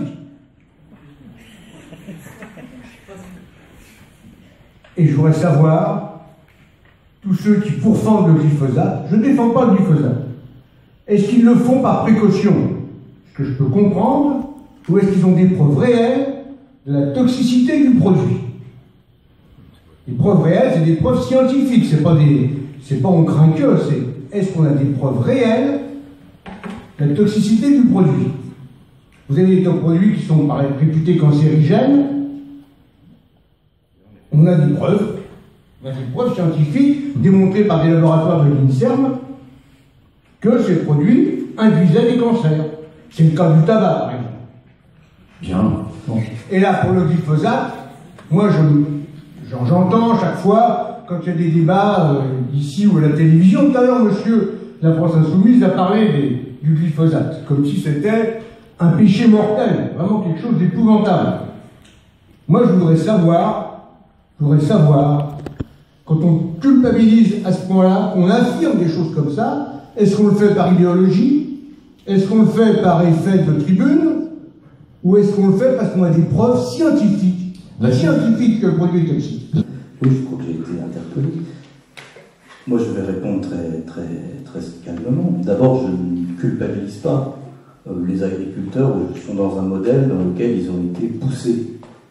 On les a poussés à s'endetter, on les a poussés au productivisme. Et ceux qui ont fait d'autres choix, notamment les agriculteurs bio, ont eu beaucoup de mérite et n'ont pas toujours été aussi soutenus qu'ils auraient dû l'être. Donc, il ne s'agit pas d'accuser, il s'agit aujourd'hui de transformer. De même que quand je dis qu'il faut sortir du nucléaire, nous proposons de le faire avec les salariés du nucléaire qui ne sont pas responsables de ce choix-là. Donc, mais par contre, c'est un choix démocratique. Sur le glyphosate, il a été classé comme cancérigène probable par une organisation qui est liée à l'Organisation mondiale de la santé. Il a plusieurs procès en France et aux États-Unis ont abouti à la condamnation de Monsanto pour des faits d'empoisonnement en quelque sorte. Peut-être que le terme n'est pas absolument exact, mais c'est cet esprit-là d'agriculteurs qui sont donc victimes de l'usage de ce pesticide. Et donc c'est la raison pour laquelle par précaution, sur la base du rapport de l'Organisation mondiale de la santé, sur la base de ces décisions de justice, nous disons qu'il faut en sortir. L'Union européenne a décidé qu'il fallait que le glyphosate continue pendant 5 ans. M. Macron avait dit la France en sortira en 3 ans. Les députés de la France insoumise ont déposé à l'Assemblée nationale une proposition de loi pour en sortir en 3 ans à la date anniversaire du tweet d'Emmanuel Macron. On pouvait quand même difficilement faire plus main tendue en quelque sorte. Ça a été rejeté par les députés de la République en marche. Donc nous continuons à mener cette bataille et les députés insoumis défendront l'interdiction, l'arrêt du glyphosate. Il est tout à fait possible de cultiver autrement. Je suis un peu surprise en fait de cette intervention qui m'a paru d'ailleurs un peu virulente. Je trouve que ça participe, ce genre d'intervention, d'une sorte de fabrique du doute. Fabrique du doute que l'on voit là à travers ce produit, le glyphosate fabriqué par Monsanto Bayer, à Monsanto surtout, mais fabrique du doute qu'on retrouve également aujourd'hui sur les thématiques du réchauffement climatique, où systématiquement, finalement, les rapports réalisés par les scientifiques, que ce soit à travers le GIEC pour le réchauffement climatique ou par rapport à des rapports scientifiques tels que ceux que vient de citer M. Tabel, c'est-à-dire le rapport de l'OMS, mais aussi les rapports de l'ANSES. Le problème du glyphosate, il n'est pas né hier. Le problème du glyphosate, ça fait 40 ans qu'on connaît la nocivité de ce produit et que des rapports scientifiques existent pour prouver la nocivité de ce produit sur les organismes, sur la pollution de l'eau et sur toute la chaîne alimentaire en général. Donc, moi, je suis assez inquiète quand je vois que des gens qui ont l'air plutôt responsables et avertis continuent à fabriquer du doute et à dire « Ah ben non, on ne sait toujours pas, mais si on sait. Si on sait. » Aujourd'hui, le glyphosate est classé comme étant un produit cancérigène. Et la preuve est, c'est que Monsanto déploie quand même une batterie d'arguments et sort sa batterie d'avocats et de conseils juridiques et de millions d'euros et de dollars pour aller, surveiller, ficher les gens qui, soi-disant, lutteraient contre, effectivement, cette entreprise multinationale. Mais arrêtons, à un moment donné, et il ne s'agit pas de culpabiliser les agriculteurs, là aussi, mais il s'agit de dire au niveau de l'Union européenne que la PAC doit être réorientée et qu'on arrête de financer d'abord les grandes exploitations agricoles qui en premier utilisent ce produit et qu'on réoriente les fonds européens vers une agriculture paysanne, une agriculture biologique et vers l'agroécologie. C'est ça l'enjeu. Mais arrêtons de semer du doute. Bonsoir. Juste une précision par rapport à madame qui vient d'expliquer sur le glyphosate. J'aurais juste aimé savoir si vous savez combien de glyphosate a été pendu en termes de quantité hectares, pour tenir des propos de cette manière, sur tous les pays d'Amérique latine, par exemple, parce que c'est surtout là-bas que c'était utilisé. Quelle était la dose hectare précisément utilisée sur tous ces produits-là qui ont été produits et importés chez nous parce qu'on est toujours prêt à acheter et se nourrir au moins cher. Donc, c'est pour ça qu'on retrouve du glyphosate, notamment dans Madame Julie Gaillet. Et quand on fait le même test sur 3 agriculteurs normands, on ne trouve pas de glyphosate. Donc j'aimerais que vous me disiez la quantité de glyphosate qu'on épand en Amérique latine et en Normandie. Je ne vais pas vous répondre précisément parce que je n'ai aucune idée exactement à l'hectare, mais ce que je sais, et vous avez raison de le soulever, que c'est évidemment, notamment en Amérique latine, au Brésil notamment, sur les exploitations de soja, et ailleurs, notamment aussi dans le Midwest américain, qu'on étend le plus de glyphosate et de produits toxiques. Ça, c'est clair. Ce qui montre 2 choses. Ce qui montre qu'au niveau de l'Union européenne, il est clair qu'il y a eu des normes qui ont déjà permis de freiner l'usage de ce produit. Et c'est tant mieux. Et c'est tant mieux. Mais ce n'est pas suffisant. Il faut aller encore plus loin. Il faut arriver à ce que les agriculteurs et les paysans puissent apprendre et puissent être accompagnés surtout à ne plus utiliser le moindre pesticide. Parce que moi je veux bien qu'on me dise ça, on me dise bah oui mais c'est pire ailleurs. Certes c'est pire ailleurs, ça soulève un autre problème. Ça soulève le problème, ça soulève également le problème des traités de libre-échange. Des traités de libre-échange européens comme le CETA par exemple ou le TAFTA qui effectivement favorise l'importation, comme vous le disiez tout à l'heure très justement, de ces produits que l'on retrouve dans nos assiettes sans contrôle. Et là encore, vous irez voir vous-même, mais les eurodéputés écologistes au Parlement européen ont été très fortement opposés à ce traité de libre-échange. Regardez l'intervention de Yannick Jadot à ce sujet, qui dit « Arrêtons ces traités de libre-échange tant qu'on n'auront pas des normes environnementales qui soient similaires, notamment au niveau des usages de pesticides, dont le glyphosate. » Donc, ça montre deux choses. Et puis, quand même, arrêtons aussi, on est face à une extinction de la biodiversité, à une extinction des espèces qui n'a jamais été aussi importante qu'aujourd'hui. On le sait tous, ce sont les pesticides, et notamment le glyphosate, mais pas que, qui sont à la source de cette perte de biodiversité. Quand on n'aura plus d'abeilles pour aller polliniser les arbres, enfin tout, je veux dire, il n'y aura plus de vie sur Terre, à un moment donné, on n'aura plus que nos yeux pour pleurer, et ils seront loin les débats de savoir s'il y a beaucoup ou pas beaucoup de glyphosate. Mais je suis d'accord avec vous, il faut accompagner et réorienter les fonds de la PAC vers une agriculture qui soit saine et qui propose de l'agroécologie notamment. Merci. Ma question est plutôt pour le Parti Socialiste. Alors, je suis désolée, j'ai pas en tête tout le nom du parti que vous représentez ce soir. Faut-il accepter l'adhésion d'autres États dans l'Union européenne? Eh ben, je ne sais pas si vous aviez une idée en tête pour la poser précisément, enfin en tout cas à la mission d'Europe, mais ma position en tout cas personnelle, elle est que l'enjeu c'est de réussir à intégrer un rythme qui permet de ne pas mettre en péril l'Union européenne, et je pense que par le passé c'est ce qu'on n'a pas toujours fait. Je pense même à la Grèce, puisque je suis et française et grecque, et la Grèce est rentrée sans alors c'était pas les mêmes époques, mais sans qu'on ait préparé l'intégration, je crois, de la Grèce à cette époque-là, et les responsables politiques là-bas ne le nient pas. Mais l'enjeu, c'est de ne pas intégrer des pays qui ne partageraient pas, je pense, un socle de valeurs, notamment la démocratie, notamment l'état de droit.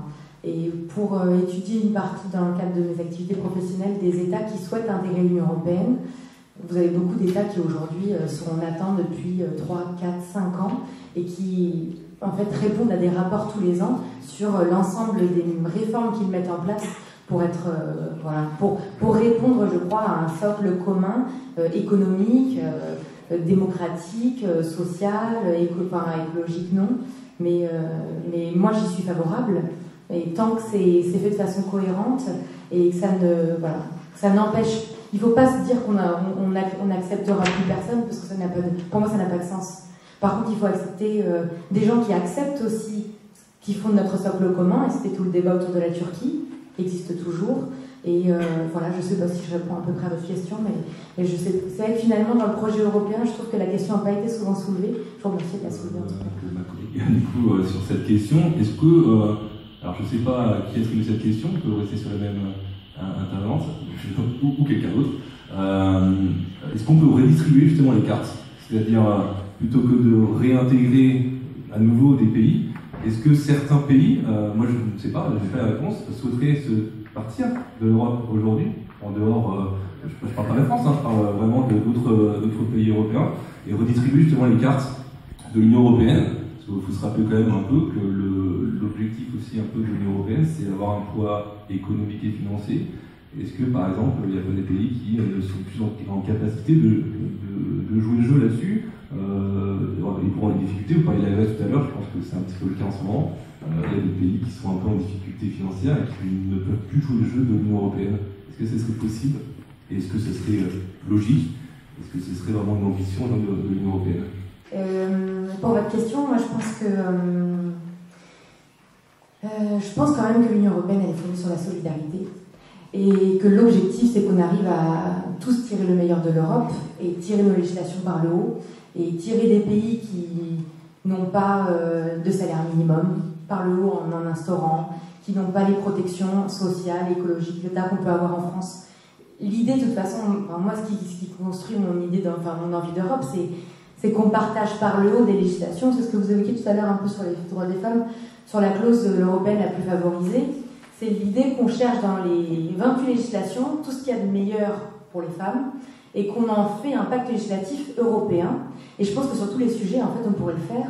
et s'attirer par le haut tout le monde, sans poser la question du coup d'exclure ou non. Par contre, néanmoins, je reste convaincue qu'aujourd'hui, il y a des systèmes de sanctions qui ne sont pas utilisés suffisamment, notamment envoyés vers des pays qui ne respectent pas la démocratie, qui ne respectent pas les droits des minorités, qui ne respectent pas leurs obligations aussi, je vois sur l'accueil des migrants, qui n'ont pas voulu accueillir les migrants selon des quotas qui étaient arrêtés par l'Union européenne, et ces pays-là devraient être sanctionnés. Alors, pas par l'exclusion, mais je pense qu'il faut que chacun prenne sa part dans l'Union européenne, et c'est comme ça qu'on en sortira, en tout cas grandi.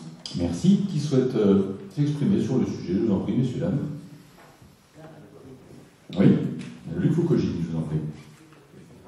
Donc j'interviens au nom de la Maison de l'Europe, et si je remets ça en perspective, le processus d'élargissement suppose une réflexion sur où sont les frontières de l'Union européenne. On ne fera pas le débat et on ne répondra pas à la question sans clairement définir les limites extérieures de l'Union européenne. Et puis il y a un autre problème ou un autre défi qui va se poser, c'est le statut du Danemark. Le statut du Danemark a un statut particulier, c'est à la fois un statut in et out. C'est-à-dire qu'il va falloir clarifier pour les Danois, un peu comme les Britanniques, puisque c'était le même mode de fonctionnement, un statut tout à fait particulier, qu'il va falloir effectivement que les Danois choisissent de rester ou de partir, selon l'exemple britannique. Un statut un peu intermédiaire, à la fois je suis dedans et en même temps je suis dehors. Donc il faut une clarification, je pense, sur on adhère totalement désormais ou on quitte. La question des frontières, les questions qui vont se poser, c'est l'intégration de la Macédoine, de l'Albanie, du Monténégro, ce qui pose effectivement des problèmes d'avenir, et répond-il aux critères de convergence? Mais surtout, que veut-on faire de l'Europe? Est-ce que l'on veut que l'Europe reste un espace économique majeur, ou est-ce que l'Europe devient une puissance politique? Les Républicains ont clairement exprimé la volonté de ne plus élargir l'Europe. Pour autant, il y a eu des polémiques qui faisaient partie des fake news, ou en tout cas de la désinformation qui est propagée par certains partis aux extrêmes. On n'est pas obligé d'élargir l'ensemble des pays, l'ensemble des pays que M. Foucault a évoqué. Néanmoins, aujourd'hui, il y a des fonds d'aide au développement. Alors pourquoi? Parce que c'est important de pouvoir aider un pays comme la Serbie à se développer, à se mettre au standard et au niveau européen. Ce sont des pays qui sont voisins, il y a des questions géopolitiques, des questions économiques, on échange plus souvent et plus facilement avec son voisin qu'à un autre pays. Et donc, il y a ces fonds d'aide aussi qui permettent de répondre quelque part à l'élargissement ou non de l'Union européenne. Après, pour revenir sur la question qui était posée, si on sort un pays, etc., aujourd'hui, le Brexit est l'exemple même, c'est l'exemple qui montre que sortir de l'Union européenne est extrêmement compliqué. Nos économies, notre fonctionnement est imbriqué les uns les autres, même si la Grande-Bretagne a toujours été un peu à part, puisqu'ils ne sont pas dans la zone euro. Néanmoins, aujourd'hui, c'est extrêmement compliqué. On a une monnaie qui est commune, et bien au-delà de ça, la Grande-Bretagne échange, il y a des barrières douanières qui sont supprimées. Aujourd'hui, s'ils doivent repartir, on doit remettre en place un certain nombre de barrières douanières sur les marchandises, un certain nombre de contrôles, et j'en discutais justement l'autre fois avec une personne de Calais, un élu de Calais, qui m'expliquait que c'était extrêmement compliqué, puisqu'on n'a pas aujourd'hui les moyens de rétablir en fait ces barrières douanières sur la partie, en tout cas, transport avec ces pays-là. Donc voilà, on le voit bien, c'est compliqué. En plus, les études qui sont faites montrent que si demain la Grande-Bretagne s'en va, il va y avoir une récession pour l'Allemagne, un ralentissement économique en France. Donc finalement, voilà, je pense que tous les pays entre eux en Europe permettent une synergie et un fonctionnement qui permet d'avoir une économie. Alors, monsieur, j'ai un début de réponse aussi, il faut peut-être poser la question au peuple. C'est peut-être les premiers concernés. Et ce qu'on constate avec l'Union européenne, c'est que souvent, les peuples sont gênants. Je cite Juncker, qui est le grand patron de l'Union européenne, dit il n'y a pas de choix démocratique face au traité européen. Mais du coup, la démocratie, c'est quoi? C'est le pouvoir au peuple ou c'est le pouvoir au traité européen? Vous voyez? Et donc la question, c'est peut-être parfois, il faut savoir revenir au peuple. Et je parlais de Nicolas Sarkozy tout à l'heure, qui est passé outre un vote du peuple. Et du coup, on se dit, mais elle est où la démocratie dans... Quel est le projet qu'ils veulent définir? Et nous, on pense au Rassemblement national qu'il est bon de revenir devant les électeurs. C'est eux qui valident les choix démocratiques. D'ailleurs, on le voit aujourd'hui, plus le Rassemblement national monte et plus les gens, et moins les partis veulent de démocratie. C'est étrange quand même. Voilà. Donc, et il y a autre chose, c'est que l'Union européenne, l'Europe, c'est un socle de valeurs, je l'ai rappelé tout à l'heure, notamment fondé sur les valeurs chrétiennes. Et c'est ce partage des valeurs qui a fait que les pays ont pu travailler ensemble, l'Italie, l'Espagne, le Portugal, etc. Et aujourd'hui, par exemple, c'est pour ça que l'entrée de la Turquie, par exemple, serait difficile en Europe et même pas du tout souhaitable de notre point de vue. C'est parce qu'on ne partage pas les mêmes valeurs. Et demain, entre ceux qui voudront manger du porc et ceux qui ne le veulent pas, vous voyez, c'est un peu caricatural, hein, mais il y a des différences de valeurs comme ça, et donc on va se heurter sur la place des femmes, on en parlait tout à l'heure, on va se heurter à des contradictions, et donc c'est pas forcément souhaitable effectivement d'intégrer des pays comme ça. Mathias Tavel, vous avez demandé le micro, il est à vous, et monsieur ensuite ici vous avez également demandé à l'avoir. Mathias Tavel, vous prenez la parole en premier que vous voulez? Oui, je voulais juste dire un mot, mais il faut quand même réagir à ce qui vient d'être dit. Si l'enjeu au niveau européen, avec le changement climatique, avec l'urgence écologique qui est là, c'est savoir qui mange du porc et qui n'en mange pas, je vais vous dire, je sais bien que les rillettes, moi j'aime beaucoup, mais il y a aussi des véganes. Mince, est-ce qu'ils sont européens ou pas? Est-ce qu'il faut les rejeter à la mer avec les autres? Bref, arrêtez un peu de sérieux. Franchement, des fois, vous faites peur parce qu'on se demande où est-ce que vous allez chercher tout ça. Non, s'il y a des valeurs au niveau européen, c'est certainement pas je ne sais quelle racine chrétienne ou je ne sais quelle charité, vous avez dit tout à l'heure. Les valeurs de l'Europe, c'est d'abord et avant tout les Lumières, la démocratie, la liberté de conscience. En Europe, on a le droit, et notamment parce qu'en France, on s'est battu pour la laïcité, on a le droit de croire, de ne pas croire, de croire à ce qu'on veut, et quoi que vous en pensiez, ça continuera comme ça, et c'est tant mieux. Bref.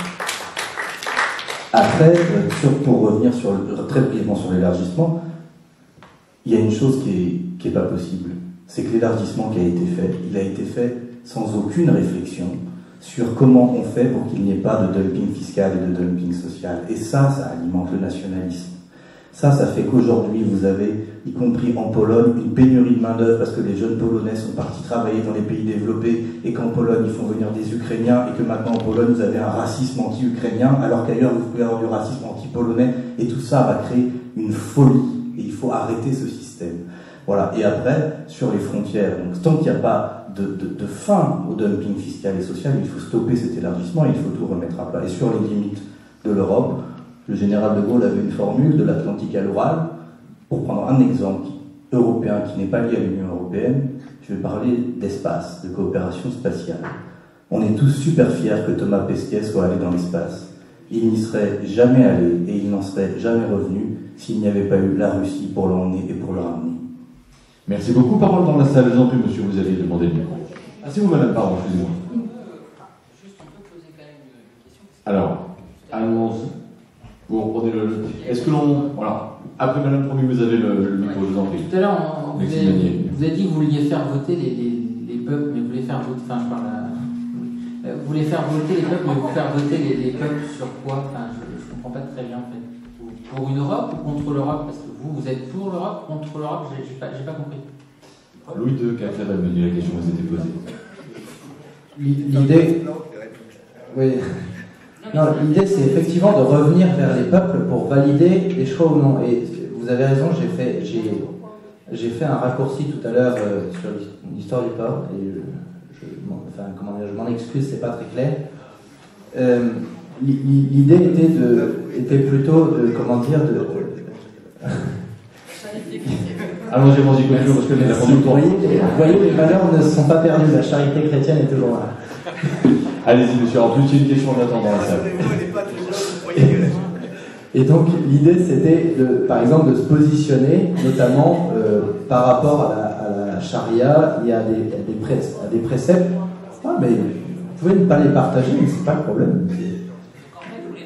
Je vous dis, et donc, ce que je disais par rapport au vote, c'était de revenir vers les peuples, et là, le vote qu'on s'apprête à faire le 26 mai, fait partie de ces votes que nous appelons nos vœux, c'est-à-dire revenir devant le peuple pour savoir s'il valide les choix qui ont été faits au niveau des pays. Très bien. Passons à la question dans la salle, madame, s'il vous plaît. Ma question, c'était, quand je dis vous, c'est au niveau du parti. Pourquoi vous souhaitez, concrètement, pourquoi vous souhaitez le rétablissement des frontières? Comment, concrètement, vous voulez mettre en place ce rétablissement des frontières et par quel financement? Alors, l'idée des frontières, c'est la même idée que chez nous, on a une porte, on l'ouvre, on la ferme, en fonction de ceux qui veulent venir et ceux qu'on ne veut pas faire entrer. C'est aussi simple que ça.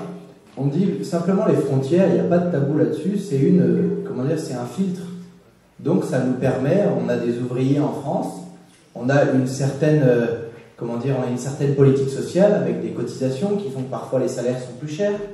Et donc si on veut permettre de garder le travail en France, et parfois il faut passer par des frontières pour pouvoir fixer des droits de douane qui permettent de annuler. Je prends par exemple, je sais pas moi, entre un sèche-linge fait en Roumanie avec des personnes qui sont sous-payées et qui ne peuvent pas, et qui produisent du coup ces sèche-linges à bas coût, et un Français qui fabrique des sèche-linges avec toutes les charges sur son salaire liées aux cotisations sociales, si vous vendez, vous voyez, le même produit dans les deux pays, il y en a un qui sera moins cher que l'autre. Et nous, comme on veut promouvoir une politique française, comme on veut que les gens puissent consommer nos produits, comme on veut que les gens vivent et du travail, on veut ces frontières pour justement permettre les droits de douane et compagnie. Et les frontières, c'est très simple, hein, là aussi des postes de douane avec des camions contrôlés, c'est savoir quels sont les produits.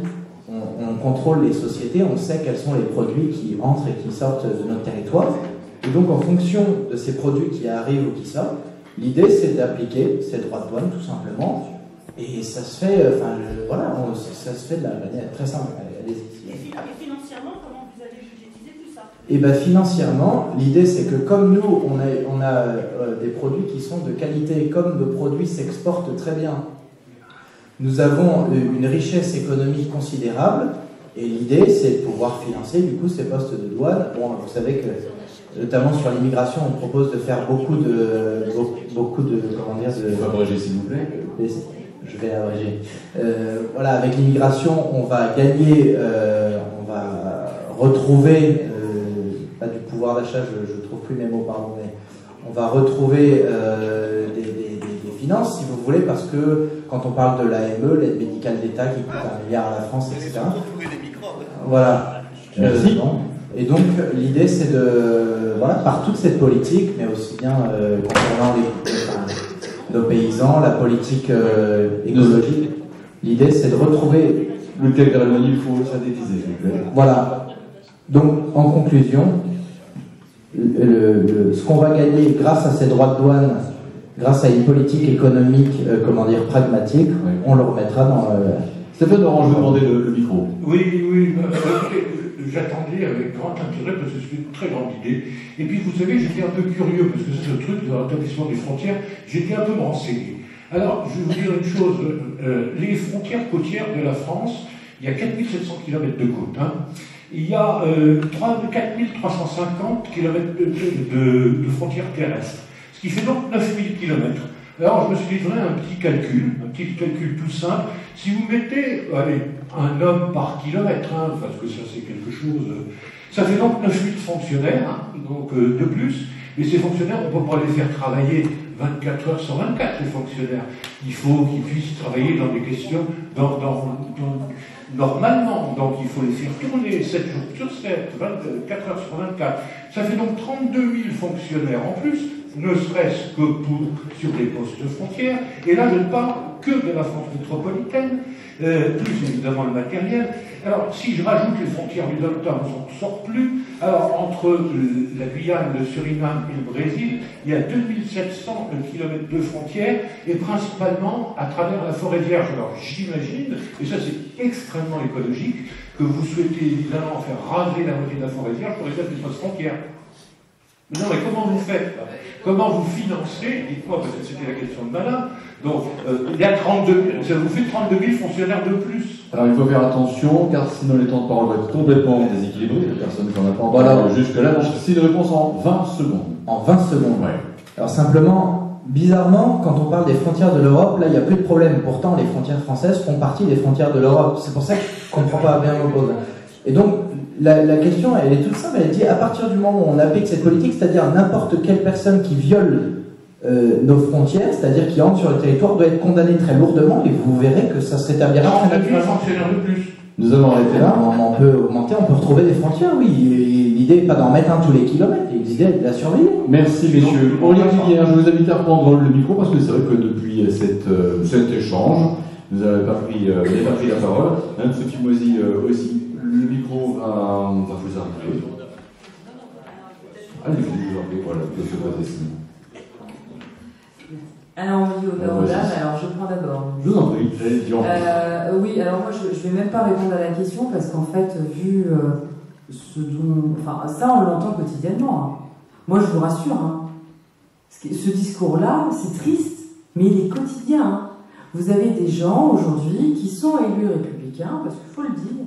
Hein, on respecte la parole républicaine, ça veut dire déjà on respecte les gens qui sont à table, mais ça, monsieur Valmini, je suis là de vous le dire, il n'y a pas que dans cette instance, dans ce scientifique, que vous ne le faites pas.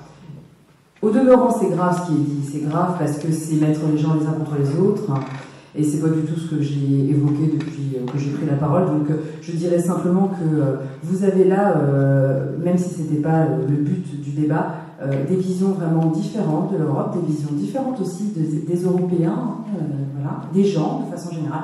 Nous, on est profondément humanistes, hein, on aime les gens, on est là pour qu'ils se sentent mieux, qu'ils aient un compte en banque chargé ou pas, qu'ils soient capitalistes ou pas. On préférait que l'argent aille dans les services publics, on préférait que l'argent aille pour que les gens vivent mieux. Je pense que ça dépasse l'histoire des frontières, ce qu'a dit M. Tavel quand il a repris sur Envie. C'est vrai que si le vrai débat, mais je vous assure, hein, parfois sur des grands sujets aussi, le Rassemblement national a tendance à nous dire, voilà, est-ce qu'on mange du porc ou pas, est-ce qu'on est chrétien ou pas, est-ce qu'on est noir ou pas, est-ce qu'on défend les enfants qui vivent en France ou pas.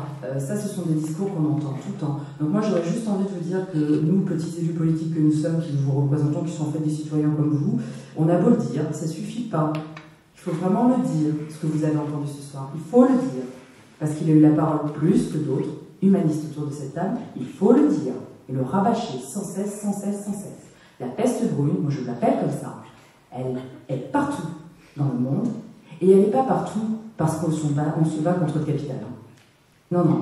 Elle est partout parce qu'on fait croire que celui qui gagne un petit peu moins que vous, ben c'est lui qui vous prend votre pognon. Et celui qui prend votre pognon, et ben c'est avant tout les GAFA. Et ces gens-là, et ben tant qu'on continuera à considérer que c'est pas à l'Europe de s'en charger, on n'y arrivera pas. Et c'est pas des fausses promesses qu'il faut. Non, non, c'est des vrais actes concrets. Donc merci à vous, en tout cas, de transférer cette parole en dehors de cette salle, parce que je vous assure, il y en a marre d'entendre ça dans nos instances républicaines. Merci.